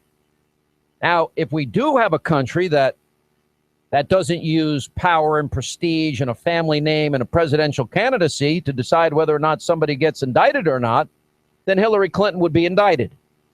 Well, what's going to happen if the power, the prestige, the family name, and her stature within Democratic ranks prevents her from getting indicted? That means our legal justice system is now crumbled. That means it is fallen apart. That means it is it means it is corrupt at its core. So we're going to follow this, and I think this is going to be very interesting to watch. All right, should I or shouldn't I break the law? Apparently in New York, they're saying FanDuel can't be used. FanDuel saying, yes, it can be. Big showdown is coming, but the bottom line is you can't take away 1.1 million New Yorkers' right to pick their fantasy football teams, Mr. Attorney General and Governor Cuomo, while you're making tons of money on lotto and you're making tons of money on scratch-off and horses running around in a circle. Oh, only you want a monopoly on, quotes, on betting and gambling. The difference with FanDuel is it actually takes skill. In other words, you got to know something about football or baseball or whatever the sport is that you want to play. It's playing a game. Now, you can play for just $1. You pick your own, literally your own team. You have your own salary cap. You set up private leagues, play against your friends anytime, anywhere. It's the most fun you're ever going to have. Now, just go to FanDuel.com, click on the microphone in the upper right-hand corner, use my name, Hannity, and sign up now. Special offer for new users. For every $1 you deposit, FanDuel is going to match it up to $200. That gets earned as you play. That's a bonus of $200. This offer ends Friday. I don't know if you live in New York what to do. You'll have to consult your attorney. Me, I'm playing. Anyway, FanDuel.com, where it can finally pay to be a fan. We'll continue.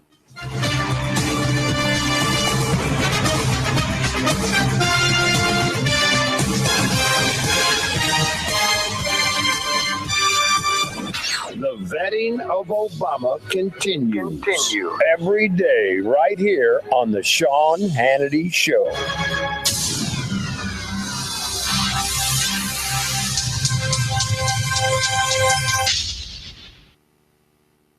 Hey, do you remember when you were young? Do you remember Pine Brothers cough drops? This brand is legendary. Now, I used to take these as a kid whenever I get a sore throat. My mom swore by Pine Brothers. I would take them to school with me, and it always would coat your throat. It would feel so much better. Not only do they help sore throats, but they taste delicious, and each drop has all natural flavors. My favorite is the licorice and the honey, but I also love the cherry as well. Pine Brothers will change the way that you deal with a sore throat forever. Nothing, and I mean nothing, soothes and coats my throat or a sore throat like Pine Brothers. I've been in love with Pine Brothers my entire life. It's menthol free. It tastes so much better than any other cough drop you've ever tried. And in recent clinical testing, well, Pine Brothers ranked #1 in terms of throat coating action versus the other leading brands. #1. That's why I use it. Well, I make my living with my throat. So the next time you have a sore throat or a scratchy throat, take the only brand that's ranked #1 in throat coating action. You can actually feel it. Take Pine Brothers, now available at CVS, select Walmart, ShopRite, and other fine stores. What would an extra $250 a month mean to you? For some, it's a little financial breathing room. For others, it's a car payment, a home repair, or help with college tuition. Hi, I'm Jay Farner, president of Quicken Loans, and I've got some great news if you're looking to save money on your mortgage. All it takes is a simple phone call to Quicken Loans at 800-QUICKEN to see if you qualify for the government's Home Affordable Refinance Program, or HARP. Folks who refinance with HARP can save an average of $250 a month. That's $3,000 a year. Our home loan experts fully understand the HARP guidelines, and they'll walk you through our streamlined process. And for 5 years in a row now, J.D. Power has ranked Quicken Loans highest in the nation in customer satisfaction. And for the second year in a row, they've also ranked us highest in mortgage servicing. Call 800-QUICKEN or visit QuickenLoans.com. Visit jdpower.com for award information. Call for cost information and conditions. Equal housing lender. Licensed in all 50 states. NMLS-ConsumerAccess.org. Number 3030. Welcome to today's lottery drawing. And today's winning numbers are not yours, not yours, and another number that's not yours. And the final number is not yours. When it comes to having money, don't rely on luck. Brew your own coffee at home instead of buying that latte. Brown bag it to work instead of ordering it. Go to feedthepig.org for more free ideas on how to save. Feedthepig.org. This message brought to you by the American Institute of Certified Public Accountants and the Ad Council. As one of the over 3 million healthcare professionals in America, do you worry about not communicating effectively with some patients? May I help you? Could differences in language and culture maybe mean you need to explain why a medicine or medical treatment is necessary? Hey, you're right on time. Being understood and accepted by people of different cultures and backgrounds is still a challenge. Mrs. Hernandez, a 66-year-old Latina whose doctor recommends a mammogram. The radiologist will be with you shortly. Raised to think cancer always means death, she may skip the test and not even want to know. But her doctor understands family is important to Latino culture and points out that a mammogram could save her life so she could care for her family. That wasn't so bad now, was it? Millions of public health professionals face problems like this every day. For the latest research on these new healthcare communications challenges, the book Speaking of Health is free online at nap.edu, a free resource for any health professional looking to better serve the public. Speaking of Health at nap.edu. Check it out, it's the Terminator. Hey, when'd you get back, huh? Did you have to shoot anyone? Why are you so distant? Are you not happy to see me? So what's the deal? You gonna get a job now or what? Why are you being so jumpy? Put all that stuff behind you, okay? No one knows what it's like to come back from Iraq or Afghanistan unless they were there. Join other veterans at communityofveterans.org because we know where you're coming from. Brought to you by Iraq and Afghanistan Veterans of America and the Ad Council. As a veteran of Iraq or Afghanistan, joining IAVA.org really helps in the transition home. It's a network of OIF and OEF vets like me who've got your back here, just like we did over there. That means when you need help navigating the GI Bill, we've got your back. And when you're dealing with the transition home, we've got your back. Or when you just want someone to share stories with, we've got your back. Iraq and Afghanistan Veterans of America is there for you. Join our community at IAVA.org. We've got your back. Brought to you by IAVA and the Ad Council. I'm a radio guy. Always have been. I grew up with radio and still love it today. I love talk, music, and great personalities. I used to have satellite, and I've tried internet stations, but you know what? Local radio is still my favorite. Then I found HD radio. Now I get all the stations I've always listened to, plus a lot more I never knew were there. The coolest part? I bought an HD radio for just $50, and I pay no monthly subscription fees. So if you like radio, you'll love HD radio. More stations, no monthly fees. HD radio, a good deal more.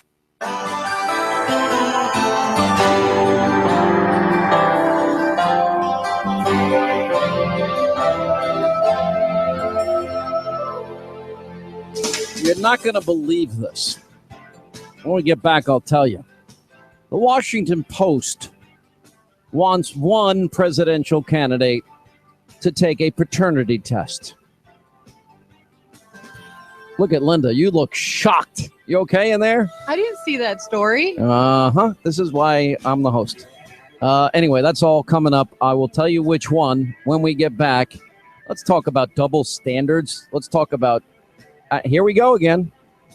Here we go. I guess, it's going to be Herman Cain all over again. Where does Herman Cain go to get his good name back?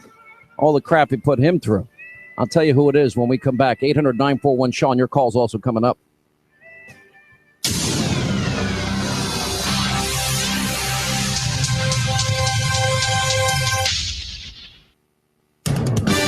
Fox Fox News Radio, I'm Lillian Wu. President Obama planning to meet with key allies in the fight against ISIS on the sidelines of the G20 summit in Turkey.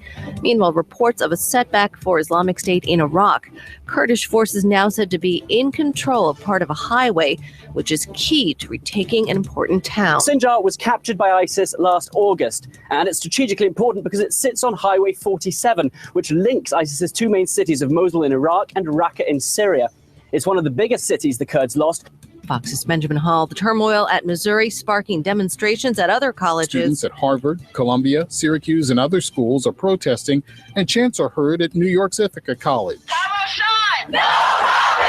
Protests of inaction on race issues at Mizzou led to a pair of school officials stepping down. Fox's Gernal Scott, the school naming Mike Middleton as the new interim president. Fox News, we report, you decide. You give us 12 minutes and 40 seconds, we'll give you Chattanooga and the world. News Talk 1240. Fair skies will continue out there through the evening hours. A little breezy, but nice. Overnight tonight, chilling down, lows closer to 40. For Friday, lots of sunshine, still a little breezy and cool all day. Highs near 60. Tomorrow night, cold, lows lower 30. Some of us could see a light freeze with more sunshine Saturday. This forecast is brought to you by Larry's Restaurant in Trenton. Open Thursdays through Sundays, featuring some of the finest homestyle cooking around. That's Larry's, just off 559 Trenton. And I'm Source 12 Chief Meteorologist Patrick Ford. On AM 1240, Hot News Talk Radio. This is America Now with Meghan McCain. President Obama makes Jimmy Carter look like Napoleon Bonaparte. We have a president that leads from behind, and when America doesn't lead, bad things happen.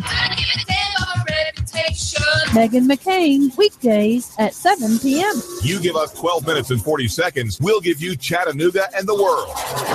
News Talk 1240. Cell Surgeon, an affordable quick fix for your smartphone and tablet in Northgate Mall next to Old Chicago Pizza. We do the best quality work. We have the best customer service, the most competitive prices around. Cell Surgeon, a painless operation to fix your sick device. Well, if you have a cheap charger or something that's not really designed for your phone, it can mess with your battery. It can actually fry your phone. So you need to make sure you have a quality product that's going to be designed for your phone. Cell Surgeon, your smartphone doctor's in the house at the Northgate Mall next to Old Chicago Pizza. You charge it in the morning, and by noon it's at 50% under normal use. That means your battery's pretty much dead. And once you've reached that point, it starts to deteriorate. Cell Surgeon. Call 423-668-0100 or go to cellphonerepairchattanooga.com. We do free estimates. If your phone's not working properly, bring it in when we're happy to take a look at it and diagnose it and see what we think is wrong with it at no charge. Most phone repairs can be done in 30 minutes or less. Cell Surgeon, an affordable quick fix for your smartphone and tablet in Northgate Mall next to Old Chicago Pizza. Don't take it in the bathroom. Don't ever put it in your back pocket. And don't charge your phone while you're sleeping. Cell Surgeon, an affordable quick fix for your smartphone and tablet in Northgate Mall next to Old Chicago Pizza. Call 423-668-0100 or go to cellphonerepairchattanooga.com. That's cellphonerepairchattanooga.com. Cell Surgeon, your smart device doctor is in the house. Hi, I'm David Tulis, inviting you to make the move with me 9 to 11 a.m. weekdays here at AM 1240 Hot News Talk Radio.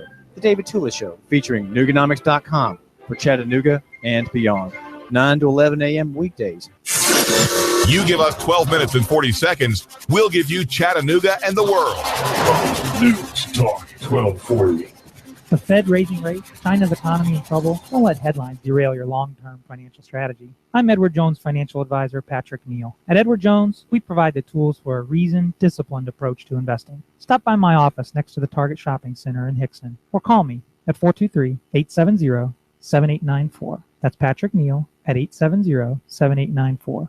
Edward Jones, making sense of investing. Member SIPC. Tired of insurance companies? Tired of doctors that won't spend time with you? Do something different. Leave the sick care model of medicine and come to Dr. Danielle Mitchell, the Chattanooga Sports Institute and Center for Health, where we're interested in long-term health solutions, not the quick fixes. Come see me, Dr. Danielle Mitchell, at the Chattanooga Sports Institute and Center for Health. I'm all about the long-term healthcare solutions and doing what's best. On the web, you can find me at ChattanoogaSportsInstitute.com. That's ChattanoogaSportsInstitute.com. Or call us at 875-1005, 875-1005, or find us on social media Facebook, Dr. Danielle Mitchell, or the ChattanoogaSportsInstitute.com. Let's go, ya! Compass Media Network's coverage of the NFL. Hi, this is Jerry Recco. Join Kevin Ray, Danny White, myself for all the action. Hot News Talk 1240. If it's the NFL, it's right here.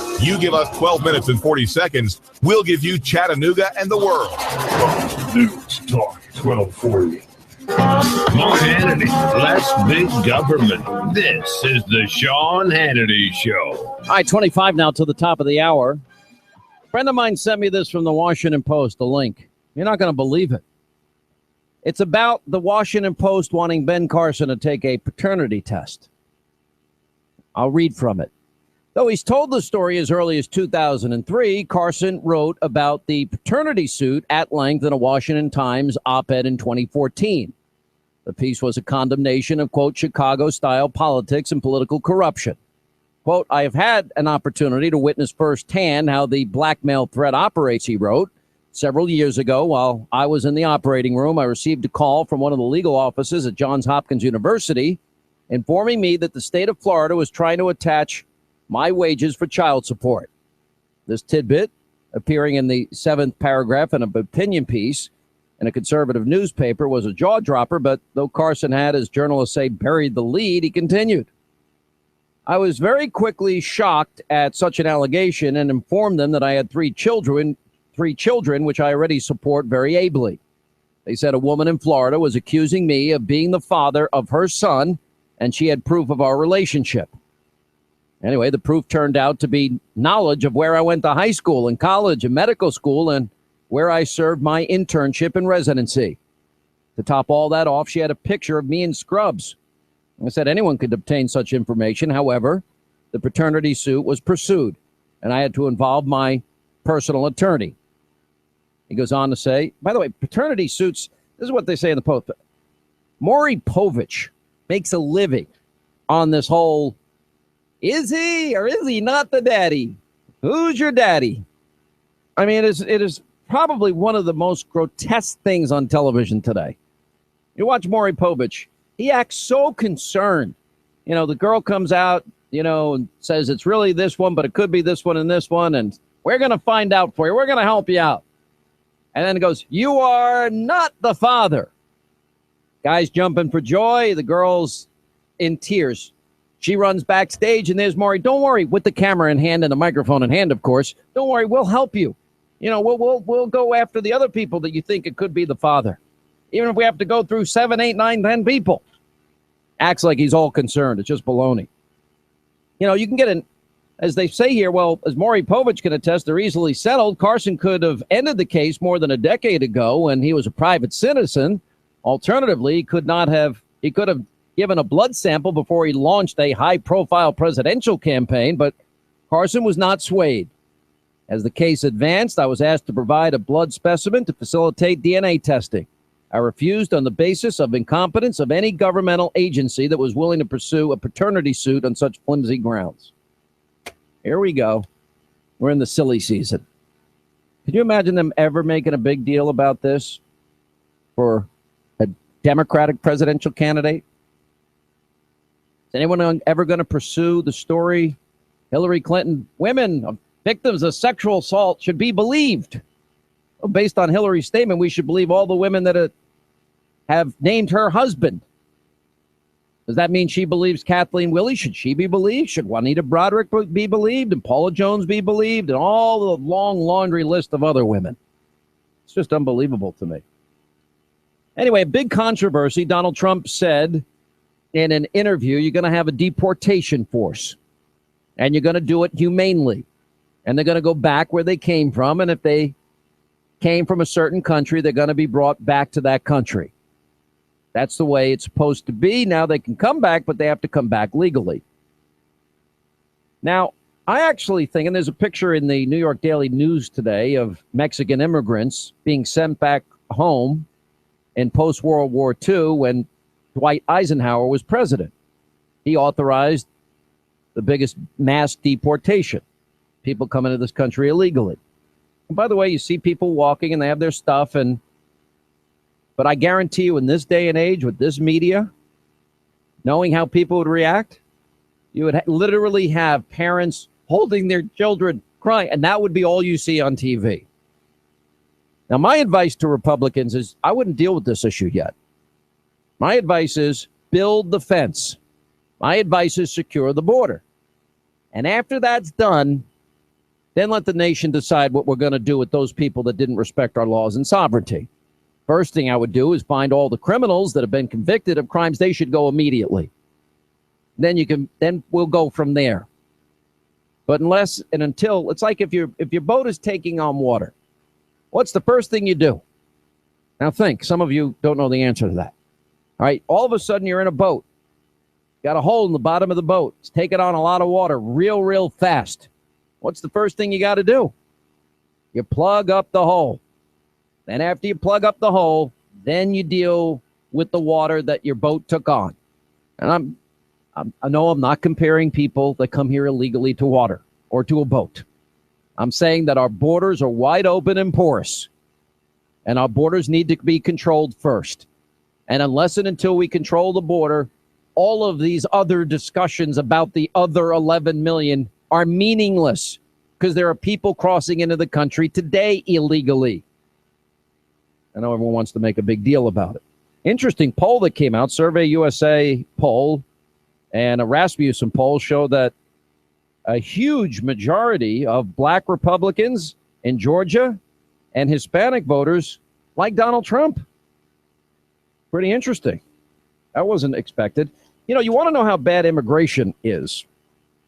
I'll give you the latest example. Thanks to Judicial Watch, the DEA's 2015 National Drug Threat Assessment reveals that the Mexican cartels are in a class of their own, and no other group can challenge the Mexican drug cartels in the near future. That makes the Mexican drug cartels the largest criminal threat in the U.S. The report says the cartels, quote, control drug trafficking across the southern border and are moving to expand their share of U.S. illicit drug markets, particularly heroin markets. I was watching the Nat Geo channel last night, and they had all these stories on about drugs all over the country. And they showed the exact path where the drugs come in. They showed the guys that get the drugs from Los Angeles or San Diego and bring it up to the apparently Silicon Valley. Computer guys love cocaine. They love drugs. Some people like the powdered version of heroin, and some people like the tar heroin. Some people don't like the needles, so they get the powdered version and they can sniff it. That's what I'm watching last night. It is huge business. There was a story on 60 Minutes last week where the drug cartels are targeting wealthier neighborhoods because they think they can make more money. And after kids get addicted to OxyContin or Vicodin or Percocet or these pain pills that doctors are way over prescribing, and they can't pay $80 a pill, the next thing they do is turn to a $10 bag of heroin. And then 2 shots later, they're addicted. Last night, they were showing everything. These meth labs, how they make methamphetamine. You know, 90% of people get hooked first shot of methamphetamine. First time they do it. And you got people with PCP. They went through a whole list of drugs. I was sitting there. My wife was like, turn that crap off. I'm like, no, I'm fascinated by it. I'm fascinated at how widespread it is. I'm shocked to the core how corrupt our country is becoming. There's a reason to control the borders. I'll give you another reason. Got some headlines of what's going on in Europe. You got a German parliament member introducing a compulsory labor program in which young Germans would be forced to spend a year, get this, serving the new immigrants from Syria and elsewhere. Isn't that nice? That's so nice of that politician to offer the services of children that they must compulsory labor for German children. Slovenia is putting up a fence along the border right now with Croatia. Why? Because they want to control the migrant flow that's going on there. And they're not the only country to do this, as now they're dealing with this immigrant problem over there. 180,000 people fleeing from Syria, Afghanistan have streamed into Slovenia since mid-October as they make their trek along the Balkan corridor from Greece, most of them bound ultimately for Australia and then Germany. You got Slovenia army trucks loaded with wire fencing now, trying to stop it. Then you have an article about a club in southern Germany has started ejecting refugees from their premises. Oh, I guess this is the culture clash conflict that I've been warning about. Now, it's led to charges and accusations of racism, but they're trying to protect their female clientele because apparently the people that have been immigrating apparently have been harassing the women in these clubs. Different value system, I would gather. Different way that they grew up. All right, James is on the Sean Hannity Show. James, how are you? Glad you called, sir. To talk with you, Sean. But I have to admit, though, FanDuel is a game of chance, luck, not skill. And I disagree with you. I totally disagree because I know people that are really knowledgeable. There's a lot of knowledge that goes into picking the players and teams that you have, and there's a skill involved in the way you do it. It's just here it comes. If I wanted to, I could bet my house on a one-time bet on FanDuel and lose my butt. I would be a fool. But I can tell you this. But you can also bet you, Sean, in a game of chess, I'll win. You probably would. Game of skill. You probably would, but and afterwards, after I beat your butt, I would not help you pick up your pieces so you can try to beat me again. Now, if Ben Carson or Ted Cruz would talk like that, trying to defeat ISIS, they would have my vote. All right, you're losing me here. Let's stay focused. You're bringing up too many analogies at once. All right, let's stay focused here. Now, okay. Let's say you took that money and you mortgaged your house and you bet it on Lotto or Mega Millions or scratch-offs. I would still be a fool. Okay. Now, betting is legal in New York for Lotto and for horse racing and for the casinos that they've legalized in New York, and especially with the lottery, that's a monopoly of the state. So the state really doesn't care about the morality of betting. Otherwise, they would have no betting. What they're saying here is that FanDuel, they don't want any competition. What they're saying here is they're not getting a cut of it. So this isn't about some moral principle that the state of New York has on betting. This is about them wanting the monopoly. This is about their greed. This is about government trying to stick their nose in every aspect of our lives. If you have any money turned through the government, they're going to do it anyway, Sean. Whatever you have. That's irrelevant. I want the freedom to play FanDuel. I want fantasy football. And you know what? When I go to Vegas, the odds are I'm not going to win when I play blackjack, but I play for fun. Now, if you're stupid enough that you're going to bet the milk money on Lotto or at the racetrack or at a casino or FanDuel, I usually do like $10, $100. That's it. But I'm having a blast, and I work with my son on it, and it's something we do together. Well, I can't agree with you on that. It's just the same way. It's still okay. So don't tell me that I can't play FanDuel because some other idiot, would bet the mortgage and bet the house on. I can't stop him. He's going to do it anyway. He'll go to Vegas. Anybody that has that compulsion is going to do it anyway. Just like the government. You think they really care that we drink alcohol? No, they make a profit off it. It's not because it's bad for us. Actually, my doctor recommends 1 glass of red wine each day. This is a side note. You think the government really wants to stop smoking? Hell no. They make too much money on it. Anyway, appreciate it. I'll get into this later. I got a lot more to say on it. Tim in Missouri. What's up, Tim? How are you? Hey, Sean. How you doing? I'm good. Hey, listen, I'm a former University of Missouri student. I actually left that university in 2007 because of the sputum that they feed their students. And I feel like that university is reaping what it's sown at this point. I think what's happened, Donald Trump actually made some good remarks about this too. He wouldn't have backed down. Now, I don't know. From what I understand, there were isolated incidents. And by the way, you will see isolated incidents of ignorant, repugnant people all throughout your life. There are ignorant, repugnant people that come up to me in public in front of my children and have said horrible things to me, dropping F-bombs in front of my, 7-year-old little girl. You know what? Stuff happens in life. I used it as an opportunity to teach my kids how to deal with idiots. There are ignorant, racist people, but the 99% of us are not that way. So when you find the people that are ignorant and racist, blame them and get rid of them. But to say that this is somehow if you look at the timeline of this president met with the black community on campus. He put in place for new students starting in January, they were going to have to go through sensitivity training and all this other stuff. He was trying to deal with it. Now there's questions as to whether or not some of the allegations are true. Then you get some other stupid kids in college, and most kids in college are stupid because their brains are like half-formed, especially young boys, that tweets out that he's going to go after black people on campus. Good. Arrest him for making a terroristic threat and throw his ass out of school. But that's not the mentality of white America. That's not the mentality of black America or Hispanic. We're all Americans here.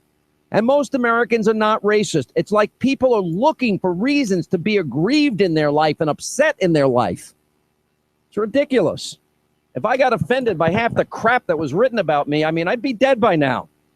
Wasting my time and energy on, naked people in their basements in New Mexico that get paid to monitor everything I do in my life because they don't have their own life. No, it's true. And by the way, that person's listening and you're pathetic. You are a pathetic human being. Get a life. Go live life. Get out of that cave you're living in. Anyway, let me tell you about Blinds.com. Now, listen, if you think it's too hard, too expensive, too late to spruce up your home for the holidays, you haven't visited Blinds.com. Now, the holidays are here. You want your house to look its best, and Blinds.com with their designer blind shades, shutters, and drapes can transform any room in your home. And by the way, the best sales of the year are happening this month, so there's no better time to save money than right now around the holidays. Now, they have their insulating cellular shades. It looks great for the guests during the holiday celebrations, and they'll also prepare your home for the colder weather and help lower your energy bills. Now, Blinds.com has U.S.-based design consultants. You fire up your webcam, iPhone, iPad, and a Blinds.com decorator will help you pick the perfect blind shades, shutters, and drapes. And the best part is you get free color samples, free design consultation, free shipping, and guess what? Prices that destroy the prices you'll find in any store. Just go to Blinds.com today, and you'll start seeing easy and a whole new light with Blinds.com. In a sea of government lies, he's the beacon of truth. This is the Sean Hannity Show.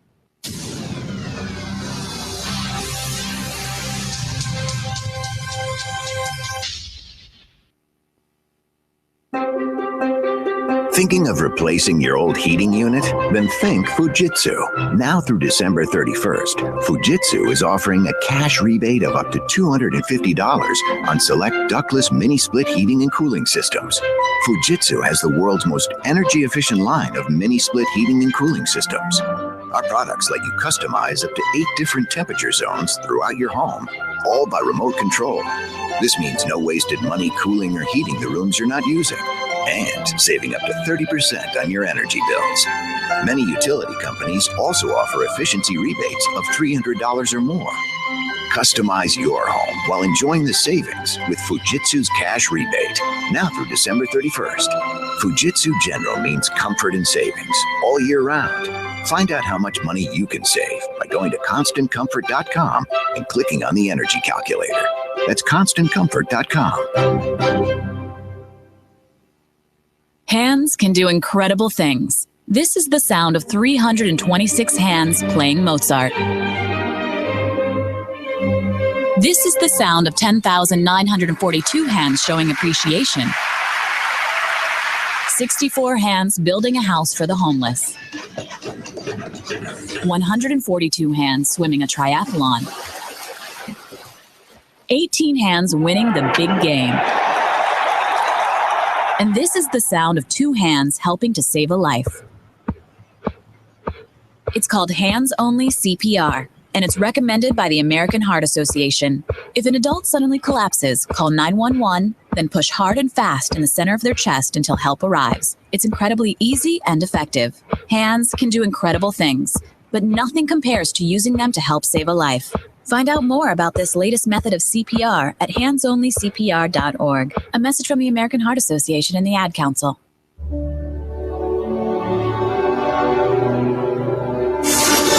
You give us 12 minutes and 40 seconds, we'll give you Chattanooga and the world. News Talk 1240.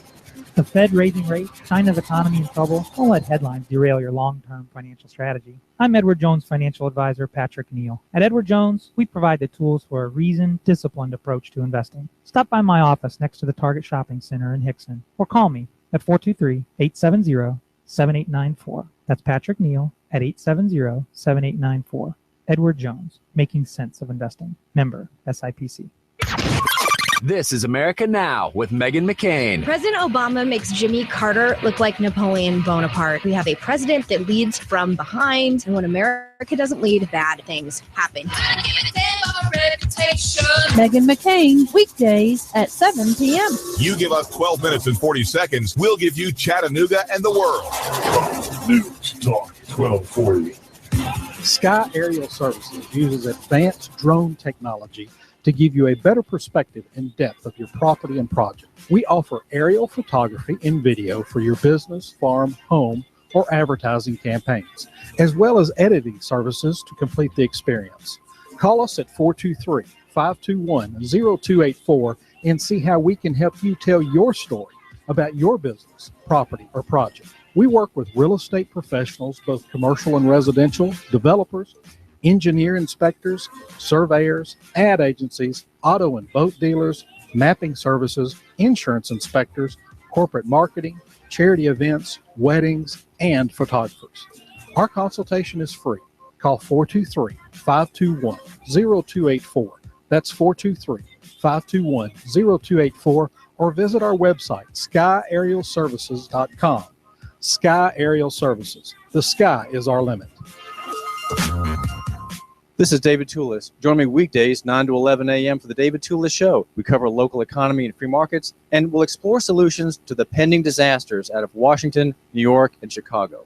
Have you ever thought about starting your own business? Trying to figure out which one may be right for you is a very daunting task. My name is Bruce Krebs with the Entrepreneur Source, and I can help you look at franchises or business opportunities that are a right fit for you and the economy that we live in, and that are right for the greater Chattanooga area, both demographically and competitively. If you would just like to learn more about the opportunities that may be right for you, please call me for a free assessment. My phone number is 423-875-5621. 423-875-5621. Spend your afternoons with Clutch, Hot News at 5, and Cowboy Up with Tex. Only on AM 1240 Hot News Talk Radio. Tired of insurance companies? Tired of doctors that won't spend time with you? Do something different. Leave the sick care model of medicine and come to Dr. Danielle Mitchell, the Chattanooga Sports Institute and Center for Health, where we're interested in long-term health solutions, not the quick fixes. Come see me, Dr. Danielle Mitchell, at the Chattanooga Sports Institute and Center for Health. I'm all about the long-term healthcare solutions and doing what's best. On the web, you can find me at ChattanoogaSportsInstitute.com. That's ChattanoogaSportsInstitute.com. Or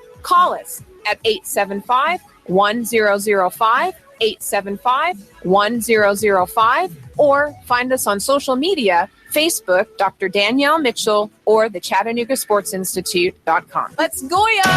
Compass Media Network's coverage of the NFL. Hi, this is Jerry Recco. Join Kevin Ray, Danny White, myself for all the action. Hot News Talk 1240. If it's the NFL, it's right here. You give us 12 minutes and 40 seconds, we'll give you Chattanooga and the world. Hot News Talk 1240. All systems go. Got a printing project on deadline? Advantage Printing in Brainerd offers the highest quality one-stop service in Chattanooga. Graphic design, printing, addressing. Don't create a mailer unless you first check with Alan about the latest postal hassle. He'll handle the whole thing for you. Advantage Printing. Your advantage is in our name. 4031 Brainerd Road next to the Bilo. Print digital or offset, wide format, engineering drawings, start to finish. Advantage Printing. Check the details with Alan. 629-1800. That's 629-1800. All systems go. Hot News Talk 1240. Here comes Dale Earnhardt Jr. He's got third. He's going for second. Earnhardt going for the lead. The NASCAR Sprint Cup Series is on the Motor Racing Network. Hot News Talk 1240. Hear it live on the Motor Racing Network, the voice of NASCAR. Check it out live on Chattanooga's official NASCAR radio station. Hot News Talk 1240. Hi, I'm Rebecca Costa, host of the Costa Report, every Sunday at 9 a.m. My guest this week has been dispensing financial advice for over 2 decades. Suze Orman will be here to explain why so many Americans are living paycheck to paycheck and what we can do about growing personal debt. Don't miss Suze Orman this Sunday at 9 a.m. on the Costa Report, right here on AM 1240, Hot News Talk Radio. If the South would have won, we'd have had it made. I'd probably run for president of the southern states. The day Elvis passed away. You give us 12 minutes and 40 seconds, we'll give you Chattanooga and the world. WSDT Sunny Daisy, Chattanooga. CBS News. I'm Harley Carnes. An 80-year-old reputed mobster, Vincent Ansaro, an alleged captain in the Bonanno Mafia family, has beaten the rap in the Lufthansa Airlines cargo robbery 1978. WCBS Radio's Marla Diamond. Ansaro seemed at first not to hear the jury verdict of not guilty, and then when his lawyer told him what it was, he pumped his fist in the air and said out loud, "I can't believe it." She had to shush him. The prosecution could not believe it either. It was a stunning blow to the Eastern District for the United States Attorney's Office, who had built a case for the past 6 years. The Pentagon says U.S. air support is helping Kurdish forces take a key roadway between Raqqa and Mosul in Iraq. Spokesman Peter Cook. Severing that supply route will impact ISIL's ability to move men and material between those two hubs. ISIS has controlled the town of Sinjar, where they're fighting right now since August of last year. ISIS claims the blame for twin terror bombings in Beirut, Lebanon. A Hezbollah stronghold killing 37 people. Lawrence Korb at the Center for American Progress. It's concerning because it shows that they have a much longer reach than people realize. In other words, they're not just in Iraq and in Syria, they are throughout the region. And we've seen them even in Afghanistan. A South Florida city has fired a young police officer who shot a man dead who was waiting for help on the side of the road with his disabled car. The announcement came in a written statement from the city of Palm Beach Gardens. Officer Newman Raja was hired in April, and the city says he was still on probation when he shot and killed Corey Jones October 18th. Jones was waiting for a tow truck early that morning on an Interstate 95 ramp when Raja pulled up on duty but not in uniform. Jones had a gun but didn't fire it. Jones's family says in its own statement that it's pleased with Raja's firing. It also says he should face criminal charges. There are 3 independent investigations, including one by the FBI, in progress. Peter King, CBS News, Orlando. Utah's governor is criticizing a judge who took a foster child away from a lesbian couple and placed her with a heterosexual couple. CBS's Elaine Quijano. The director of Utah DCFS said he will have the division's attorneys review the judge's ruling. The women, who are also raising 2 older children, say the baby was thriving in their home. A Utah court spokeswoman told the Associated Press the judge is precluded from discussing pending cases. The couple says both the biological mother as well as the foster child's state-appointed attorney support them. On Wall Street, the Dow fell 255 points. NASDAQ lost 62. Oil at about $41.60 a barrel. The UN wants any climate deal being negotiated in Paris to be binding on all the nations.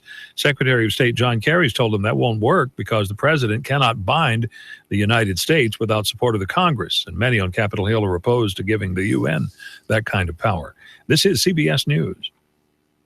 Are you paying too much for term life insurance? I'm Jim O'Connor, independent life insurance agent specializing in term life insurance. There's been a price war between the major life insurance companies. If you've had your term life policy more than 2 years, you may be paying too much. For example, a male age 45, non-tobacco user issue preferred best, $1 million of coverage is only $56 a month guaranteed level for 10 years. Or a male age 50, non-tobacco user issue preferred best, $500,000 of coverage is only $91 a month guaranteed level for 20 years. The life insurance industry is going through exciting changes. Make sure you're not paying too much for your term insurance. For new or replacement term life insurance, call for a free quote. 800-799-0903. That's 800-799-0903. Don't pay too much for your term insurance. Call 800-799-0903 or visit my website at term22.com. That's term22.com. Rates based on standard underwriting and may vary by state.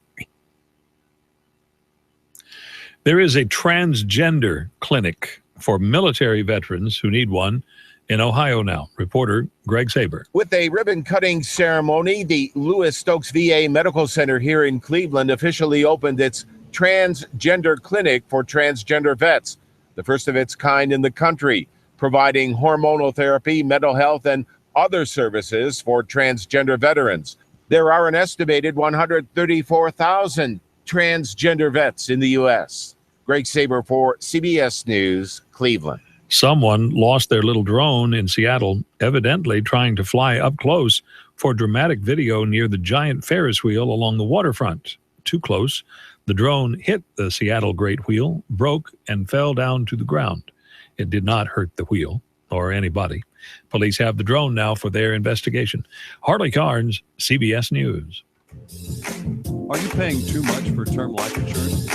Fox News Talk 1240. Compass Media Network's coverage of the NFL. Hi, this is Jerry Recco. Join Kevin Ray, Danny White, myself for all the action. Fox News Talk 1240. If it's the NFL, it's right here. You give us 12 minutes and 40 seconds, we'll give you Chattanooga and the world. Fox News Talk 1240. Fair skies will continue out there through the evening hours. A little breezy, but nice. Overnight tonight, chilling down, lows closer to 40. For Friday, lots of sunshine, still a little breezy and cool all day, highs near 60. Tomorrow night, cold, lows lower 30. Some of us could see a light freeze with more sunshine Saturday. This forecast is brought to you by Larry's Restaurant in Trenton. Open Thursdays through Sundays, featuring some of the finest home-style cooking around. That's Larry's, just off 559 Trenton. And I'm Storm 1412 Chief Meteorologist Patrick Ford. On AM 1240, Hot News Talk Radio. You give us 12 minutes and 40 seconds, we'll give you Chattanooga and the world. Fox News Talk 1240. This is how we roll. We light it up with our hands up. This is how we roll. If I am our nominee, they will be the party of the past. We will be the party of the 21st century. Why does she keep interrupting everybody? Be ready to send your sons and daughters to another war in Iraq. I don't want to see that happen. Where I came from, they call that a lie. Or if a bunch of people with journalism degrees were coming over and driving down the wages in the press. Socialism starts when government creates a problem and then government steps in to solve the problem. I'll do it thrice for the United States of America. Freedom is back in style. Welcome to the revolution. We burning down the night, shooting bullets at the moon, baby. This is how we roll. Sean Hannity, the new Sean Hannity Show. More behind-the-scenes information on breaking news and more bold, inspired solutions for America. Now it's time for Jamie Dupree, the most connected man in D.C. on the Sean Hannity Show. He's the most connected man in Washington, D.C. Just back from the big debate in Wisconsin. Jamie Dupree's with us. Hey, Sean, how you doing? Did you have fun? Did you like it? Yeah. I mean, they're always fun to do. It was an interesting one, I think, with the slightly different rules that allowed for the longer answers. Again, I'll say, having been in radio news for many years, 30 seconds is a long time. 60 seconds is an eternity, and 90 is way too much. And I think I saw a couple of candidates up there who at times got a little circular and were looking at the clock and running out the clock to 90 rather than just focusing on a very disciplined, straightforward answer and message. Well, some of them just actually stopped earlier at times, and which makes sense. Which makes sense, and I really liked the format better. I think it lended itself to more substantive answers, and I thought overall this was a really great debate, and I think the best one so far. Well, I think the only thing that I would say is I think it maximizes the candidates that want to butt in, because if you're not going to say, and I don't really like it when they say, well, candidate A said this, candidate B, you believe that, you two fight now. But what this sort of does is they ask somebody a question, and then anybody up there can try to butt in. Well, not really, because John Kasich tried a few times and they wouldn't let him in. No, he did get in several times. He got in on Trump, on him. He also got denied a couple of times. Sure, but that's the thing is that I think that's what it sort of spurs, is that people trying to mix it up a little. We saw Rand Paul do it and others. And so I think in that sense it's fine.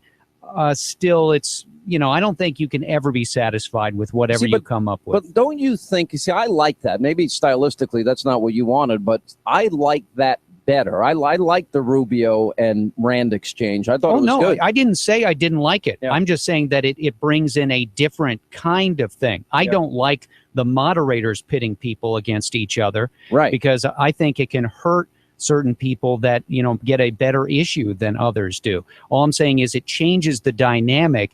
And for those who are not as disposed to jumping in and butting in, I think it can work against them a little. And I think that would be probably off the top of my head, Ben Carson, for one. He's not going to butt in. It's just not his style. It's not who he is. No, it's not at all. And I would say that it also, I think, showed again that Trump and Carson, in extended answers on foreign policy, it's just they're not their strongest suit. But I do think it was a very strong showing for Senator Ted Cruz again, and a strong showing for Marco Rubio again. And I think Jeb, realizing that he didn't perform that great in the previous 3 debates, you could see the effort that he was trying to put more energy, more speed in his answers and more substance in his answers. He seemed more prepared, but I'm not sure he's able to break through. Well, he bought himself a few more weeks, I think. I think if he would have had a bad debate, we'd be talking about will he get out. So I don't think we're going to see as many stories along those lines, but I'm not sure that he really altered sort of the existing Trump and Carson in the first block,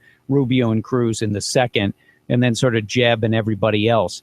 It's obvious to me that that Rubio and Cruz are starting to circle each other. I mean, Cruz made the oblique reference to sugar subsidies during the debate, which was clearly a shot over at Rubio. And then after the debate, in his interview with Fox Business, Cruz repeatedly used the term moderate about Rubio, and then today went after him about immigration. So I think that we're about to see really, I think what a lot of people in D.C. believe is the real race here, and that is it's going to break out between Cruz and Rubio. I don't doubt that that's coming, and you could see it on the horizon. I think probably the biggest moment of the night where there was a real distinct difference was Kasich and Jeb versus Trump and Cruz over the issue of immigration. And well, but I wouldn't say that Cruz is all with Trump. I mean, Cruz is not for removing the 11 million people here in the U.S., But what Cruz did is he came to the defense of Trump, I thought, in a substantive way.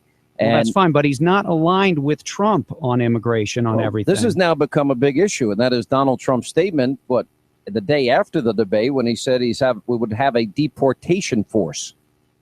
Yeah, I mean, I don't think I'm wrong, but I don't think Cruz has ever endorsed the idea of removing people. Off the top of my head, I don't know. No, as a matter of fact, I asked him last night, and what he said to me was, we don't have to deal with that yet. He said, I think the American people will come to a consensus on what to do. He said the most important thing we have to do is secure the border first. We keep promising the American people will do it, and we never get it done. I want to say if you go back into the immigration debate a few years ago, Cruz was in sort of the branch where you don't send those people back. You allow them to stay, but you don't ever put them on a pathway to citizenship. I think that's what it was, in that they still would be able to be here. He said under no circumstances citizenship. They would not be able. So he is different than Trump when it comes to that on immigration. Well, that's going to be interesting, because I thought we saw real clear distinctions in the debate on immigration, on economic policy. There were some very distinct differences there. John Kasich was almost furious that, in making his claim that the other candidates' policies or their plans don't add up and will create more of a debt and more deficit, and et cetera. So there's a distinction there. And certainly there was a big distinction on the role of America and what role it should play in the world. No, and what was interesting was when Rand Paul went after Marco Rubio, Rubio seemed really ready. And, each time that somebody has gone after Rubio, he's been ready with a fairly effective counterpunch, which I think is fairly interesting. Again, you look at sort of after we get past the Trump, Carson, Rubio, Cruz, then you get to say Jeb and Rand Paul there.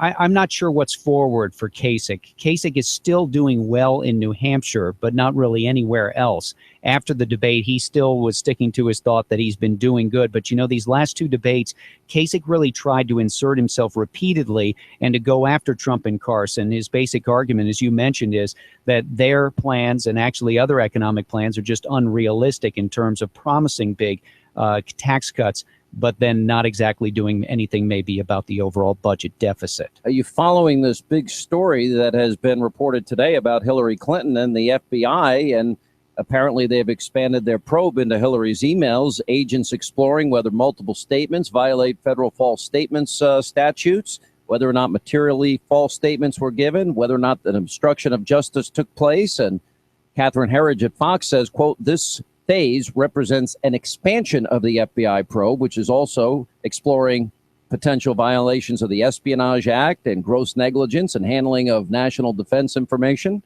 Seems like this is getting bigger every day. You know, as we've talked about, the involvement of the FBI, just that involvement in this whole story makes it that much more of a big deal. And it really does.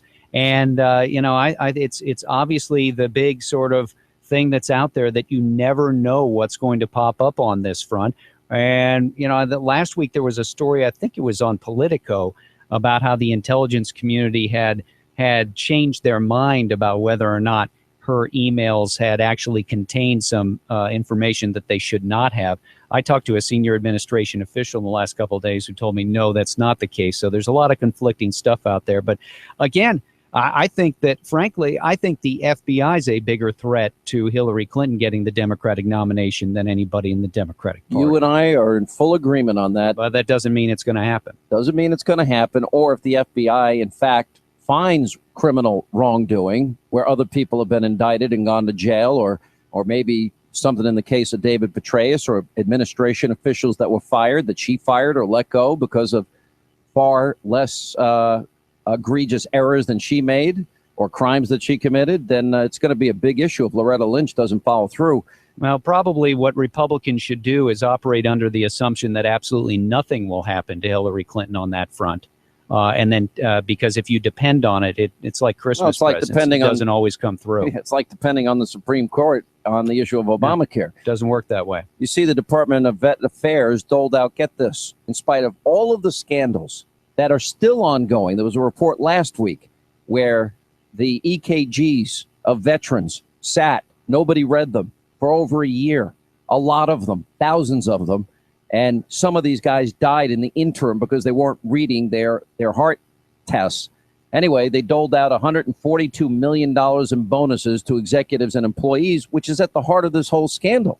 You know, it just shows that the Congress can beat on the VA and the press can beat on the VA and everybody can go after the VA.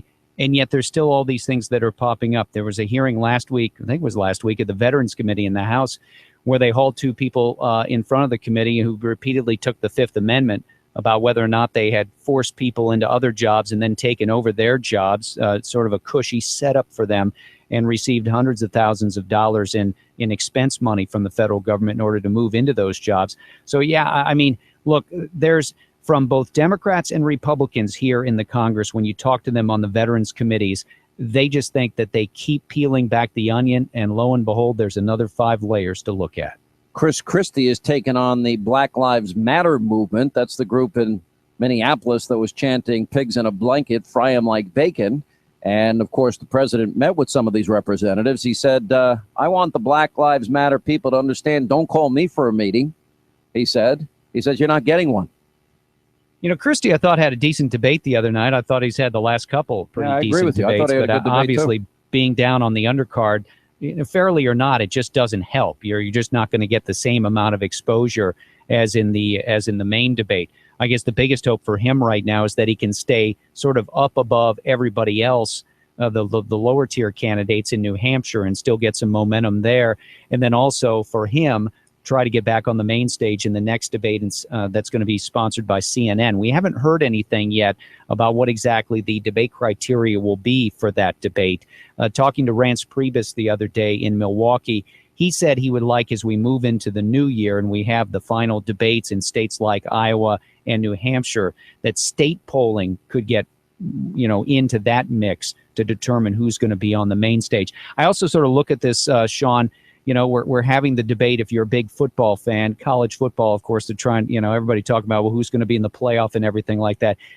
Just like in college football, this will sort itself out, but we will have a fairly interesting next couple of months before we sort it all out and get it down to just a few candidates. Now, the Democratic debate, they put it on a Saturday night when people are far less likely to watch. There's a home football game. The number 5 ranked Iowa Hawkeyes. Yeah, they're playing at home that night. They're playing at home. Nobody's going to care what's going on. I mean, it's not like Iowa is, say, 5-3 and they're hoping for a good season. They're 9-0, if I remember correctly. They're on the cusp of being in the conversation about being in the college football playoff. Let's see. What are you going to do? You're going to go to the game? You're going to turn it on? Wait, let me think. Watch the debate? Hillary and Bernie Sanders or the football game? I mean, I'm look, not from Iowa, and I want to watch the football game. I'm sure there will be some, Iowa State fans and others that won't want to turn on the Iowa game and will watch the debate instead. But again, Saturday night we've talked about this endlessly.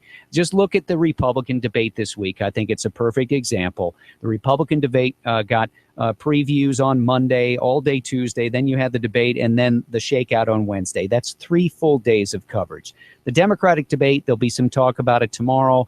And then let's face it, a lot of people are very busy on the weekends. Yes, it'll be there if you want to go watch it, but it will not get as much attention. Those Sunday shows don't get the ratings people think. They just don't. They don't get, well, they get You know what's frustrating? Ratings, Speaking of football, do you know in New York, the Attorney General is trying to ban FanDuel? This is the same state that allows betting of horses and racetracks and has 1 million lotto scratch-off games and Mega Millions and lotto this and lotto that. But those are regulated and given the thumbs up by the government. You mean the FanDuel and the others?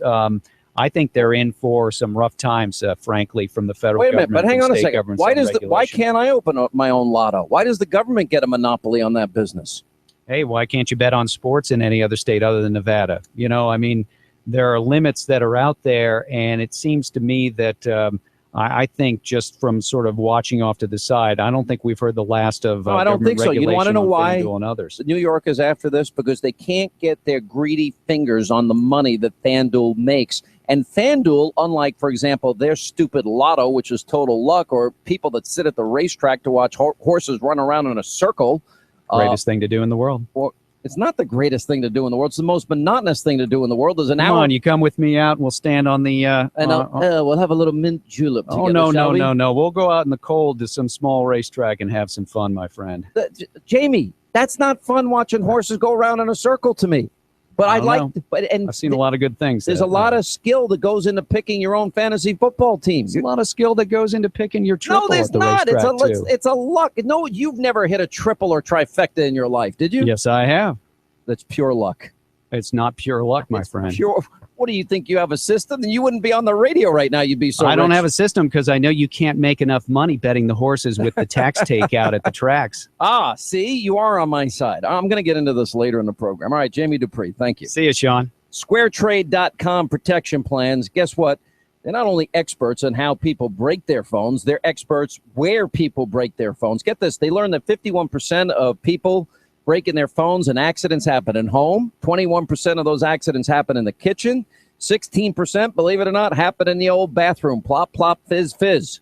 So no matter where you are, protecting your cell phone is a smart idea. Now, many of you get your insurance from your provider, Verizon, Sprint. That can cost as much as $11 a month. You may be paying $199 deductible when you actually break your phone. You're way overpaying. Now, if you go to Square Trade Protection Plans, you're going to pay less than half the cost at $5 a month and a much lower deductible. And you can cancel your current phone insurance, but keep them as a provider, and Square Trade will show you how to do it. So do the smart thing. Protect your cell phone, your iPhone, your Galaxy phone, smartphone. What do you have? Go to SquareTrade.com. Less than $5 a month and a much lower deductible. SquareTrade.com. We'll continue. Focused on finding solutions to today's biggest problems. This is The Hannity Show. Sean Hannity.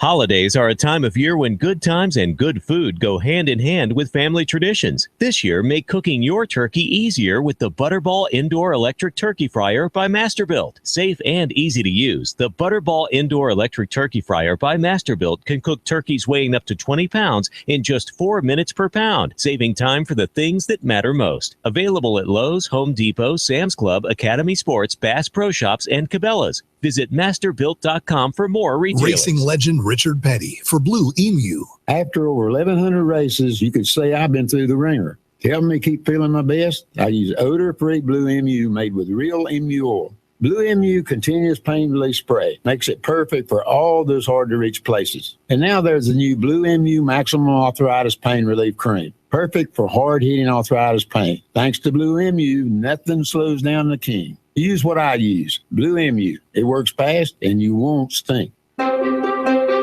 Thinking of replacing your old heating unit? Then think Fujitsu. Now through December 31st, Fujitsu is offering a cash rebate of up to $250 on select ductless mini-split heating and cooling systems.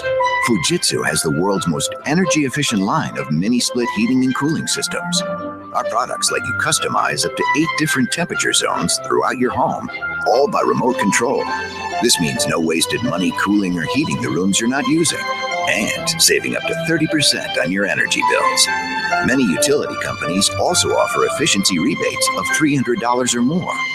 Customize your home while enjoying the savings with Fujitsu's cash rebate, now through December 31st. Fujitsu General means comfort and savings all year round. Find out how much money you can save by going to ConstantComfort.com and clicking on the energy calculator. That's ConstantComfort.com. Welcome to today's lottery drawing. And today's winning numbers are not yours, not yours, and another number that's not yours. And the final number is not yours. When it comes to having money, don't rely on luck. Brew your own coffee at home instead of buying that latte. Brown bag it to work instead of ordering it. Go to feedthepig.org for more free ideas on how to save. Feedthepig.org. This message brought to you by the American Institute of Certified Public Accountants and the Ad Council. Would it be crazy if you packed your bags and left for a week, a month, a year? What if you left for 2 years? What if you were going far away to help in a village on the edge of the Gobi Desert, to spend time with people the rest of the world only reads about, to teach children and learn a thing or two about yourself? Would that be crazy? Peace Corps. Life is calling. How far will you go? Call 1-800-424-8580 or visit peacecorps.gov. Check it out, it's the Terminator. Hey, when'd you get back, huh? Did you have to shoot anyone? Why are you so distant? Are you not happy to see me? So what's the deal? You gonna get a job now or what? Why are you being so jumpy? Put all that stuff behind you, okay? No one knows what it's like to come back from Iraq or Afghanistan unless they were there. Join other veterans at communityofveterans.org because we know where you're coming from. Brought to you by Iraq and Afghanistan Veterans of America and the Ad Council. As a veteran of Iraq or Afghanistan, joining IAVA.org really helps in the transition home. It's a network of OIF and OEF vets like me who've got your back here, just like we did over there. That means when you need help navigating the GI Bill, we've got your back. And when you're dealing with the transition home, we've got your back. Or when you just want someone to share stories with, we've got your back. Iraq and Afghanistan Veterans of America is there for you. Join our community at IAVA.org. We've got your back. Brought to you by IAVA and the Ad Council. Hi, I'm Morgan Freeman. America's national park system is one of the best ideas our country ever had. And I've got a lifetime of memories to prove it. But our parks are in trouble. Inadequate funding and other pressures are risking some of America's most awe-inspiring places. To help, visit www.americansfornationalparks.org or call 1-800-NATPARK. 1-800-NAT-PARK. There's just too much to lose. I'm a radio guy, always have been. I grew up with radio and still love it today. I love talk, music, and great personalities. I used to have satellite and I've tried internet stations, but you know what? Local radio is still my favorite. Then I found HD radio. Now I get all the stations I've always listened to, plus a lot more I never knew were there. The coolest part? I bought an HD radio for just $50 and I pay no monthly subscription fees. So if you like radio, you'll love HD radio. More stations, no monthly fees. HD radio, a good deal more.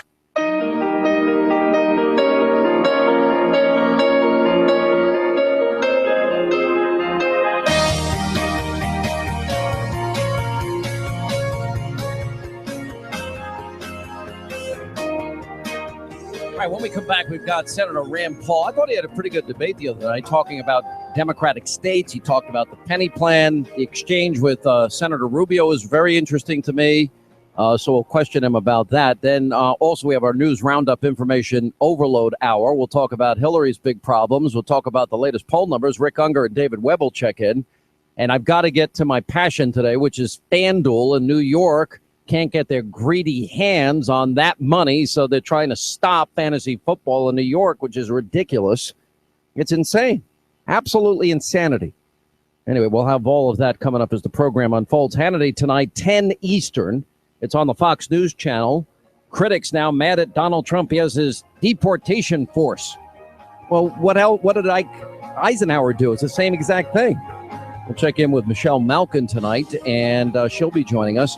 Also, the racial tensions at the University of Missouri. We have Kevin Jackson and Eric Guster. We have Carly Fiorina checking in tonight, and Rudy Giuliani will weigh in on Hillary's ethical and legal troubles. 10 Eastern. We'll continue.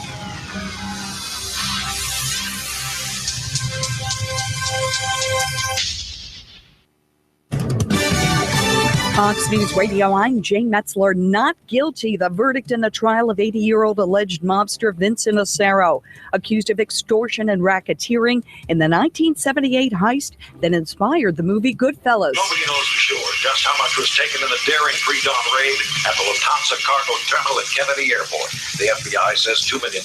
Port Authority police say $4 million. But take $5 million cash, $1 million in jewels. The previous president resigned over his handling of racially charged incidents on campus. Michael Middleton appointed interim president at the University of Missouri. I've been a part of this community for over 30 years, both as a professor and an administrator. But first as an undergraduate student, graduating in 1968. And the third African-American to graduate from Mizzou's law school. Fox News. We report, you decide. Give us 12 minutes and 40 seconds. We'll give you Chattanooga and the world. News Talk 1240. Fair skies will continue out there through the evening hours. A little breezy, but nice. Overnight tonight, chilling down, lows closer to 40. For Friday, lots of sunshine, still a little breezy and cool all day, highs near 60. Tomorrow night, cold, lows lower 30. Some of us could see a light freeze with more sunshine Saturday. This forecast is brought to you by Larry's Restaurant in Trenton, open Thursdays through Sundays, featuring some of the finest homestyle cooking around. That's Larry's, just off 559 Trenton. And I'm Storm 1412 Chief Meteorologist Patrick Cole. On AM 1240, Hot News Talk Radio. This is America Now with Meghan McCain. President Obama makes Jimmy Carter look like Napoleon Bonaparte. We have a president that leads from behind, and when America doesn't lead, bad things happen. Meghan McCain, weekdays at 7 p.m. You give us 12 minutes and 40 seconds, we'll give you Chattanooga and the world.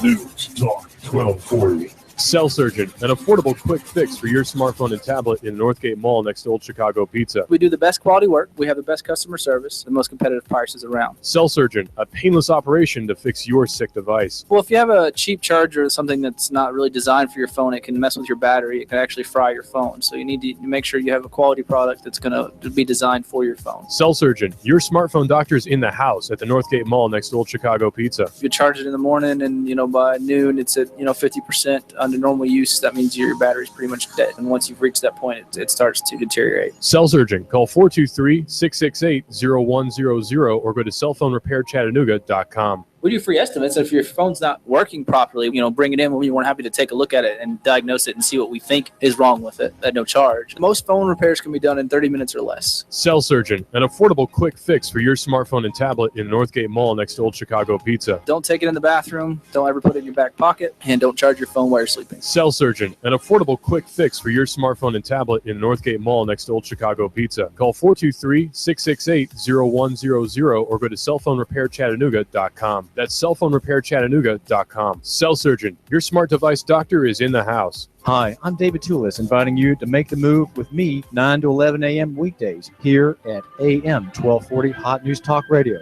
The David Tulis Show, featuring Nooganomics.com for Chattanooga and beyond. 9 to 11 a.m. weekdays.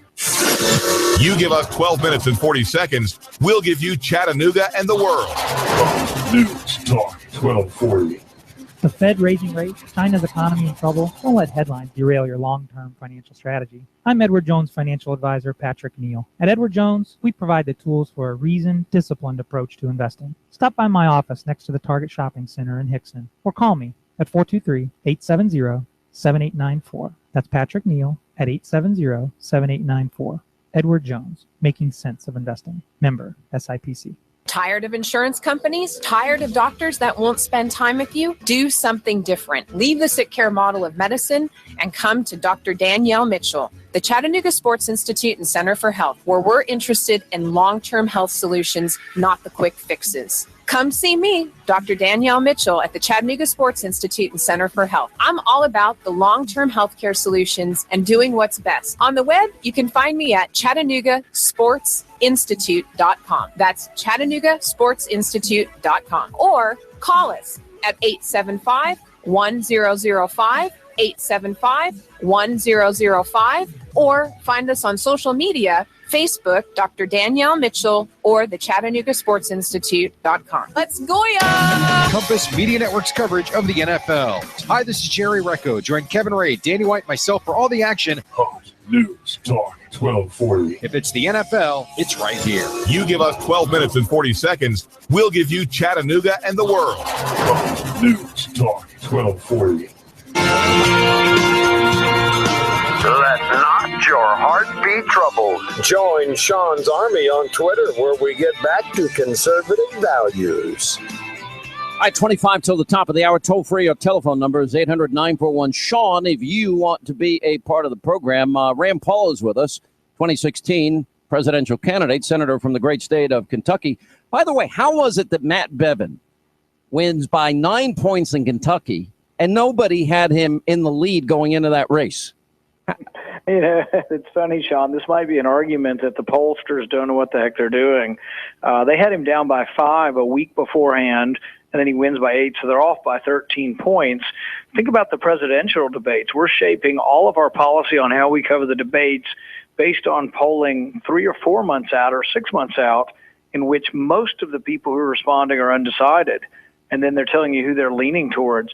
So I think really it's a mistake and a disservice to some of those running to make it all about the polling. I thought you had some really good moments and a good debate on Tuesday night when you talked about if you live in a Democratic state and you have a Democratic governor or Democratic legislature, that's a problem.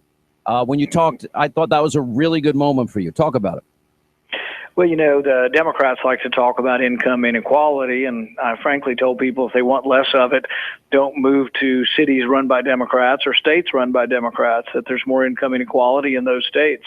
And I think it sort of turns on its head, this whole mantra the Democrats try to promote that somehow Republicans have something to do with income inequality, since the areas that it seems to be worse are run by Democrats. I think that's all true. You were the only person when talking about the economy that dealt with the issue of spending, and you mentioned the penny plan. I don't know why every Republican doesn't get behind the penny plan and realize that you can no longer be the party or the Democratic light party, but still a big government party that spends more than you take in.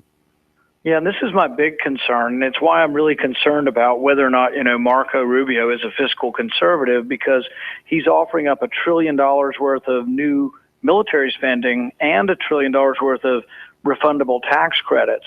And if you remember, these tax credits actually have about a 25% fraud rating, and the investigator general discovered that these tax credits gave $4 billion to illegal immigrants. My concern is if you double down on these tax credits and you expand them the way Marco wants to do it, will more of this money be flowing to illegal immigrants? Do we have enough control on how these tax credits are to think it's a good idea to double a type of a payment that's actually currently going to illegal immigrants? But I mean, reducing the size of government, getting rid of some government departments, transferring some of the responsibility to states, for example, like on an issue like education, that to me makes perfect common sense. So I think, but you don't hear people address the spending side of things. And spending, since John Boehner's been speaker, the debt went up $4.1 trillion. That's that's not what I view as an alternative to what the Democrats are offering. That's more deficit spending. It's immoral to rob our kids blind like that. Well, it's what I say in every speech as I'm out on the road. Whose fault is it, Republicans or Democrats? And the crowd will respond, both. People get it. The people all along the countryside, they understand that both parties are bankrupting us. And see, when Paul Ryan and Boehner and all these people got together to raise the debt ceiling this last time, they did it because people on the right wanted more military spending and people on the left wanted more welfare. So it really is this unholy alliance of right and left. It's the guns and butter crowd who basically are starved to get money and will do anything to get it, but as a consequence, we borrow $1 million a minute and have a $19 trillion debt. So I truly blame right and left and both parties for this, and I think we're ruining the nation. I thought that Donald Trump sounded a little like you the other night when he was talking about how often we have ended up as a country supporting rebels to depose one dictator or another dictator, and we end up with something worse than what we originally had. And he was talking about the rebels in Syria in that particular case. I do believe there's some truth to that. But on the other hand, I'm kind of torn with Marco Rubio and Ted Cruz's argument that, you know, if we have a strong defense, it's going to be cheaper in the long run because it's going to scare the crap and bejesus out of anybody that would ever want to take us on. Well, I do agree. We should have a strong defense. I think we should scare the bejesus out of people. I think we should be so strong that no one thinks that they can mess with us or nobody thinks they can attack us. But that being said, if we spend $1 trillion we don't have, I just don't think we're stronger. A lot of it's going to depend on economic growth, right? How much money we're taking in. A lot of it's going to depend on whether we eliminate baseline budgeting and adopt something like what you're suggesting, the penny plan. Yeah, and what it really, though, is if you have an unreasonable expectation now, see, Marco has introduced amendments, and Ted supported him, to increase military spending by $200 billion without offsetting cuts. I told him, look, I'll vote for that, but only if we offset it with cuts in domestic spending, and they wouldn't support that. They only supported increasing defense spending with no offsetting cuts, and that's why I think that they truly come down as not really being fiscally conservative. And that's what these debates should be about. Who is the fiscal conservative? And if you nominate one person or another, will they actually balance the budget? See, everybody up there says they're for a balanced budget amendment, but I've actually put forward a balanced budget. And how many of them will actually vote for a real budget that balances? Not that many. Here's my plan for the economy. The penny plan, which you brought up, allow multinational corporations that have parked all this money overseas, trillions of dollars in money that they park there, let them repatriate that money at a low rate or no rate to bring it back. And I think that money would be spent on manufacturing here in the U.S. Make America the tax haven of the entire free world with the lowest tax rate. So other companies will be attracted to move their money here. And then to me, a lot of money is right under our feet, and it's called energy. Yeah, and this is one of the differences between the candidates' plans as well. I would let people bring their money back voluntarily at a 6.5% rate. I believe under Rubio, Trump, and Bush, they would mandate it at about 10%. And so I don't like mandatory telling of companies they have to bring their money home. I like to encourage them to bring their money home, but I think it's their money. They ought to get to make the decision. Well, the problem is, but there's a little bit of a problem with that. And this is where the mom and pop shop owner gets screwed, and these big companies take advantage of every loophole available to them. Yeah, they'll park that money overseas. They won't pay taxes on it. They'll be investing in manufacturing centers in other countries and avoiding paying any U.S. taxes because of the way the law is written. Well, we had an economist look at my plan, which is voluntary, and there's $2 trillion overseas. He estimates that over $1 trillion of it will come home voluntarily, that it would bring in enough to really fund the highway bill for 5 years by lowering a tax rate from 35% to 6%. And they do pay taxes overseas. So they have a plant in France. They pay the taxes in France. But what we have to do is lower our taxes enough that they don't want to leave in the first place and that they do want to bring the money home. Where are you on this argument when Trump said, yeah, if Putin wants to fight ISIS, they just shot an airliner out of the sky, let him go fight ISIS? I think Putin's motives are more nefarious than that. And I think his intentions are that he wants to align himself with Iran and with Syria and take Iraq and move forward from there. I guess I'm a realist. I look at the world as it is and don't say, oh, in this imaginary world, we're just going to say, Russia, you can't participate in the Middle East. They're already there. And unfortunately, Iraq invited them in, Iran invited them in, and Syria invited them in. Yeah, but we also created a void. But we created a void. But this is the point I've tried to make with the others on the stage. Hillary Clinton, Marco Rubio, Jeb Bush, they all want a no-fly zone. But here's the problem. Russia already flies in that zone. So if you call for a no-fly zone, you're calling for, and they need to be asked this directly, are you calling for shooting down Russian planes? And if they are calling for that, you have to realize how extraordinary that is, that we would have a confrontation with Russia, that we really spent 70 years of the Cold War checking them, balancing them, containing them, but trying not to have an all-out war with Russia. So when Trump sort of flippantly says, yeah, let's let them do it, it's not so much that we need to be happy or jumping up and down that they're doing it, but when they do something that may be in our best interest, we shouldn't prevent that from happening. Now, I think Russia is more concerned with propping up Assad than getting ISIS, but if they're smart, and I think Putin is crafty, he'll do a little bit of both to try to get world favor. Well, I think his intentions are far more sinister than maybe what we're describing here. And I think America's position in the world, if America doesn't lead, that void is going to be filled. And I don't have confidence that it's going to be filled by a lot of good people. What did you make of the report today about the FBI has expanded their probe into Hillary's emails, and they're exploring whether multiple statements violate federal false statement statute, whether or not there's obstruction of justice? It seems like this has gone a lot further than other people had thought from the beginning. I think it's bad news, and it's going to be hard for her to point and say this is a right-wing conspiracy when it's Obama's administration that's looking into whether or not she committed a crime. Well, it's the FBI. Aren't they somewhat independent from the Justice Department? They are, but I mean, they're part of the executive branch. So it's going to be hard for her to argue that this is a right-wing cabal. What I would say that is without question, she did as much or more than David Petraeus did, who was convicted of letting information that was classified get into the hands of people who shouldn't be seeing it. By putting her information on a non-secure, non-governmental server, that alone was committing a crime because it was against the rules, and she dismissed one of her ambassadors for doing exactly the same. But it also endangered national security, and it's been proven that classified material did leak out to people who did not have the standing to be able to see classified material. Let's assume for a minute that this FBI investigation concludes that, in fact, she violated multiple crimes in which other people have gone to jail or other members of the Obama administration have lost their jobs over, or the far worse than what David Petraeus did. And let's say it's referred to the Obama Justice Department and Loretta Lynch, and she decides to do nothing. Well, in fact, I think that scenario is not too far off base. That may well be the scenario. If you were a betting man, I think that's probably what will happen. I think, though, that many Americans are going to look and say, do we want a commander-in-chief who was foolish enough to take national secrets and put them on a private server that was not adequately protected, in which many nations probably did read her email and had the ability to read her email?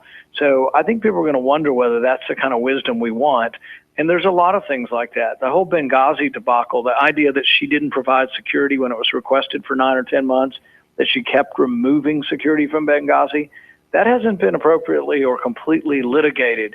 In a national election, if I'm the nominee, I will take her to task, and I will say to all America, it should forever preclude her from being the commander-in-chief, the fact that she did not provide adequate security for the Benghazi mission. Is there anything the Senate, the House can do now to stop this bad Iranian deal? You know, my suggestion all along is it should have been put on the table as a treaty, and we should have voted on it as a treaty. That was my position, too, but, of course, Cardin Corker stopped that. Well, not necessarily. It still could have been done because they weren't even adhering to Cardin Corker because they didn't tell us about the secret agreements Iran has with the Atomic Agency. So I still would have put it forward. I think we could have put it on the table and voted on it as a treaty. It would have been voted down, and the president would say it's not a treaty, but then the Senate would have said it was a treaty, and we would be at an impasse, and it would be a stalemate. As it is, I think we acquiesced too easily. But this is like everything in Washington. I think the establishment acquiesces on spending, we acquiesce on treaties, we acquiesce on trade. We just Congress has become insignificant, and I think if I were to estimate the power, I would say that the executive branch is 1,000-fold more powerful than Congress because Congress has abdicated their duty. Well, they've ceded that power to the executive branch, and Absolutely. They don't use their own enumerated powers. And this is why I thought Republicans ought to unite and defund Obamacare and defund Planned Parenthood and defund executive amnesty. And they punt and they want to push it to the courts and make the courts use their power. But every time they do that, they're ceding their own constitutional authority. And it seems the Republican Party is so timid, Senator. Here's the thing every American needs to know. We have the power right now to defund everything. Spending expires automatically. When the budget runs out, when the money runs out at the end of the fiscal year, it expires. We should turn the tables on the Democrats, and we should say, if you want to spend money on Planned Parenthood, get a majority in the House and get 60 votes in the Senate. The supermajority could be used to our favor to get rid of offensive and wasteful Well, then why doesn't Mitch McConnell do it? Well, it's both. It's the leadership in both houses don't choose to use our leverage. And I've advocated long and hard that we should let all of the spending expire, and then when it expires, tell those who advocate for spending that the burden is on them to affirmatively pass spending bills. All right, Senator, we really appreciate you being with us. Rand Paul from Kentucky, presidential candidate. We always are glad to have you on.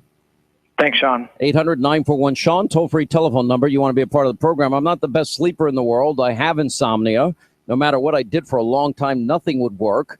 The thing that has worked the best for me, it's not Ambien, it's not Tylenol or Advil PM. It's a pillow. It's my pillow. And I got to tell you, it's changed my life. I get the best night's sleep that I've ever gotten in a lot of years. I fall asleep faster. I stay asleep longer. And now you can, too. You can get your very own MyPillow at MyPillow.com or call the toll-free telephone number. It's 800-919-6090. Mention my name, Hannity. You'll get 2 MyPillows for the price of 1. You'll discover why MyPillow is the official pillow of the National Sleep Foundation. It's made right here in the USA. It has a 60-day money-back guarantee and a 10-year warranty. Or you can spend another sleepless night on a crappy, lumpy pillow that doesn't work for you. It's your choice. MyPillow.com or call 800-919-6090. Promo code Hannity, 2 for the price of 1. And I'll tell you what's happened to me. You'll get the kind of restful and peaceful and comfortable and deep healing sleep you've been craving and deserve. That's MyPillow.com, promo code Hannity. We'll continue.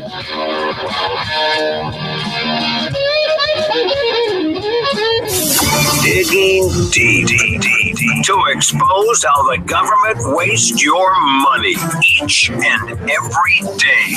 This is the Sean Hannity Show.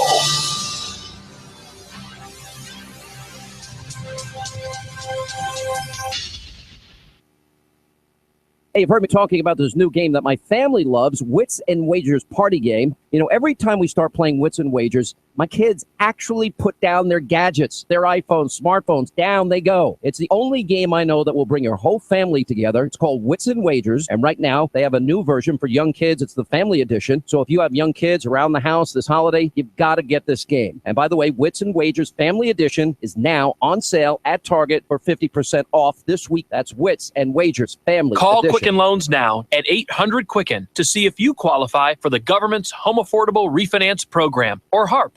And for 5 years in a row now, J.D. Power has ranked Quicken Loans highest in the nation in customer satisfaction. And for the second year in a row, they've also ranked us highest in mortgage servicing. Call 800-QUICKEN or visit QuickenLoans.com. Visit jdpower.com for award information. Call for cost information and conditions. Equal housing lender. Licensed in all 50 states. NMLSConsumerAccess.org. Number 3030.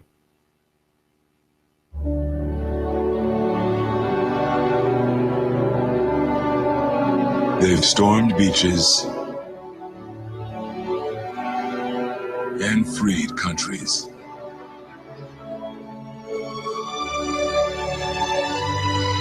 Protected the weak and defeated the strong. Shown courage and compassion. They've raised our flag and our hope. They've been called leathernecks. They've been called devil dogs. But above all, they're called Marines. As a veteran of Iraq or Afghanistan, joining IAVA.org really helps in the transition home. It's a network of OIF and OEF vets like me who've got your back here, just like we did over there. That means when you need help navigating the GI Bill, we've got your back. And when you're dealing with the transition home, we've got your back. Or when you just want someone to share stories with, we've got your back. Iraq and Afghanistan Veterans of America is there for you. Join our community at IAVA.org. We've got your back. Brought to you by IAVA and the Ad Council. As a young teenage boy, I didn't even know what autism was. How do you even spell that? A few years later, I heard that a friend's cousin's son had been diagnosed with autism. I still wasn't sure what that really meant. When I went to college, my roommate's brother had autism. When I moved to the city for work, my best friend called me and told me his son had been diagnosed with autism. We were both in shock. I still remember the day I walked into the house and saw that look on my wife's face. I knew something was wrong. I'll never forget how I felt when she said, "Our son has autism." Autism is getting closer to home. Today, You give us 12 minutes and 40 seconds, we'll give you Chattanooga and the world. News Talk 1240. The Fed raising rates, China's economy in trouble. Don't let headlines derail your long-term financial strategy. I'm Edward Jones financial advisor Patrick Neal. At Edward Jones, we provide the tools for a reasoned, disciplined approach to investing. Stop by my office next to the Target Shopping Center in Hickson, or call me at 423-870-7894. That's Patrick Neal at 870-7894. Edward Jones, making sense of investing. Member SIPC. This is America Now with Meghan McCain. President Obama makes Jimmy Carter look like Napoleon Bonaparte. We have a president that leads from behind, and when America doesn't lead, bad things happen. Meghan McCain, weekdays at 7 p.m. You give us 12 minutes and 40 seconds, we'll give you Chattanooga and the world. News Talk 1240. Sky Aerial Services uses advanced drone technology to give you a better perspective and depth of your property and project. We offer aerial photography and video for your business, farm, home, or advertising campaigns, as well as editing services to complete the experience. Call us at 423-521-0284 and see how we can help you tell your story about your business, property, or project. We work with real estate professionals, both commercial and residential, developers, engineer inspectors, surveyors, ad agencies, auto and boat dealers, mapping services, insurance inspectors, corporate marketing, charity events, weddings, and photographers. Our consultation is free. Call 423-521-0284. That's 423-521-0284, or visit our website, skyaerialservices.com. Sky Aerial Services. The sky is our limit. This is David Tulis. Join me weekdays 9 to 11 a.m. for the David Tulis Show. We cover local economy and free markets, and we'll explore solutions to the pending disasters out of Washington, New York, and Chicago. Have you ever thought about starting your own business? Trying to figure out which one may be right for you is a very daunting task. My name is Bruce Krebs with the Entrepreneur Source, and I can help you look at franchises or business opportunities that are a right fit for you and the economy that we live in, and that are right for the greater Chattanooga area, both demographically and competitively. If you would just like to learn more about the opportunities that may be right for you, please call me for a free assessment. My phone number is 423-875-5621. 423-875-5621. Spend your afternoons with Clutch, Hot News at 5, and Cowboy Up with Tex. Only on AM 1240 Hot News Talk Radio. Tired of insurance companies? Tired of doctors that won't spend time with you? Do something different. Leave the sick care model of medicine and come to Dr. Danielle Mitchell, the Chattanooga Sports Institute and Center for Health, where we're interested in long-term health solutions, not the quick fixes. Come see me, Dr. Danielle Mitchell, at the Chattanooga Sports Institute and Center for Health. I'm all about the long-term healthcare solutions and doing what's best. On the web, you can find me at ChattanoogaSportsInstitute.com. That's ChattanoogaSportsInstitute.com. Or call us at 875-1005, 875-1005, or find us on social media, Facebook, Dr. Danielle Mitchell, or the ChattanoogaSportsInstitute.com. Let's go, ya! Compass Media Network's coverage of the NFL. Hi, this is Jerry Recco. Join Kevin Ray, Danny White, myself for all the action. Hot News Talk 1240. If it's the NFL, it's right here. You give us 12 minutes and 40 seconds, we'll give you Chattanooga and the world. Hot News Talk 1240. All systems go. Got a printing project on deadline? Advantage Printing in Brainerd offers the highest quality one-stop service in Chattanooga. Graphic design, printing, addressing. Don't create a mailer unless you first check with Alan about the latest postal hassle. He'll handle the whole thing for you. Advantage Printing. Your advantage is in our name. 4031 Brainerd Road next to the Bilo. Print digital or offset, wide format, engineering drawings, start to finish. Advantage Printing. Check the details with Alan. 629-1800. That's 629-1800. All systems go. Hot News Talk 1240. Here comes Dale Earnhardt Jr. He's got third. He's going for second. Earnhardt going for the lead. The NASCAR Sprint Cup Series is on the Motor Racing Network. Hot News Talk 1240. Hear it live on the Motor Racing Network, the voice of NASCAR. Check it out live on Chattanooga's official NASCAR radio station. Hot News Talk 1240. Hi, I'm Rebecca Costa, host of the Costa Report, every Sunday at 9 a.m. My guest this week has been dispensing financial advice for over 2 decades. Suze Orman will be here to explain why so many Americans are living paycheck to paycheck and what we can do about growing personal debt. Don't miss Suze Orman this Sunday at 9 a.m. on the Costa Report, right here on AM 1240, Hot News Talk Radio. If the South would have won, we'd have had it made. I'd probably run for president of the Southern states. The day Elvis passed away would be our national holiday. If the South You give us 12 minutes and 40 seconds, we'll give you Chattanooga and the world. WSDT Sunny Daisy, Chattanooga. CBS News. I'm Harley Carnes. The fight against ISIS in Iraq has elevated with Kurdish forces and coalition air power trying to cut off communication and supplies to Mosul. The U.S. military says this battle is strategically important. The targeting of Highway 47 will degrade the ability of ISIL terrorists to funnel fighters and equipment into Iraq. U.S. warplanes targeted ISIS positions while thousands of Peshmerga troops advanced on 3 fronts. American advisors are with them at their headquarters. The next test, Pentagon spokesman Peter Cook. To defeat ISIL, you have to hold that ground. And that is a critical test for Iraqi forces going forward, the Peshmerga forces specifically in this instance. Ramadi was retaken by Iraqi forces who then lost it to ISIS again. Cami McCormick, CBS News, the Pentagon. ISIS claims 2 terror bombings in Beirut, Lebanon today that killed 37 people. Analysts say it's another sign of ISIS' growing reach. The Justice Department has gotten an indictment against a 25-year-old Ohio man accused of putting American soldiers' names and addresses online and exhorting Islamist radicals to go and kill them for ISIS. CBS News senior legal analyst Andrew Cohen. Most of what you could or would say on social media is protected speech, but of course the First Amendment right to speak is not unlimited, and in fact for centuries it has been limited. So I'm not sure a case with an allegedly explicit threat like this is going to be a close call under constitutional law. That doesn't mean the suspect won't ultimately be found guilty, perhaps. It just means that this isn't likely to end up as a big First Amendment case.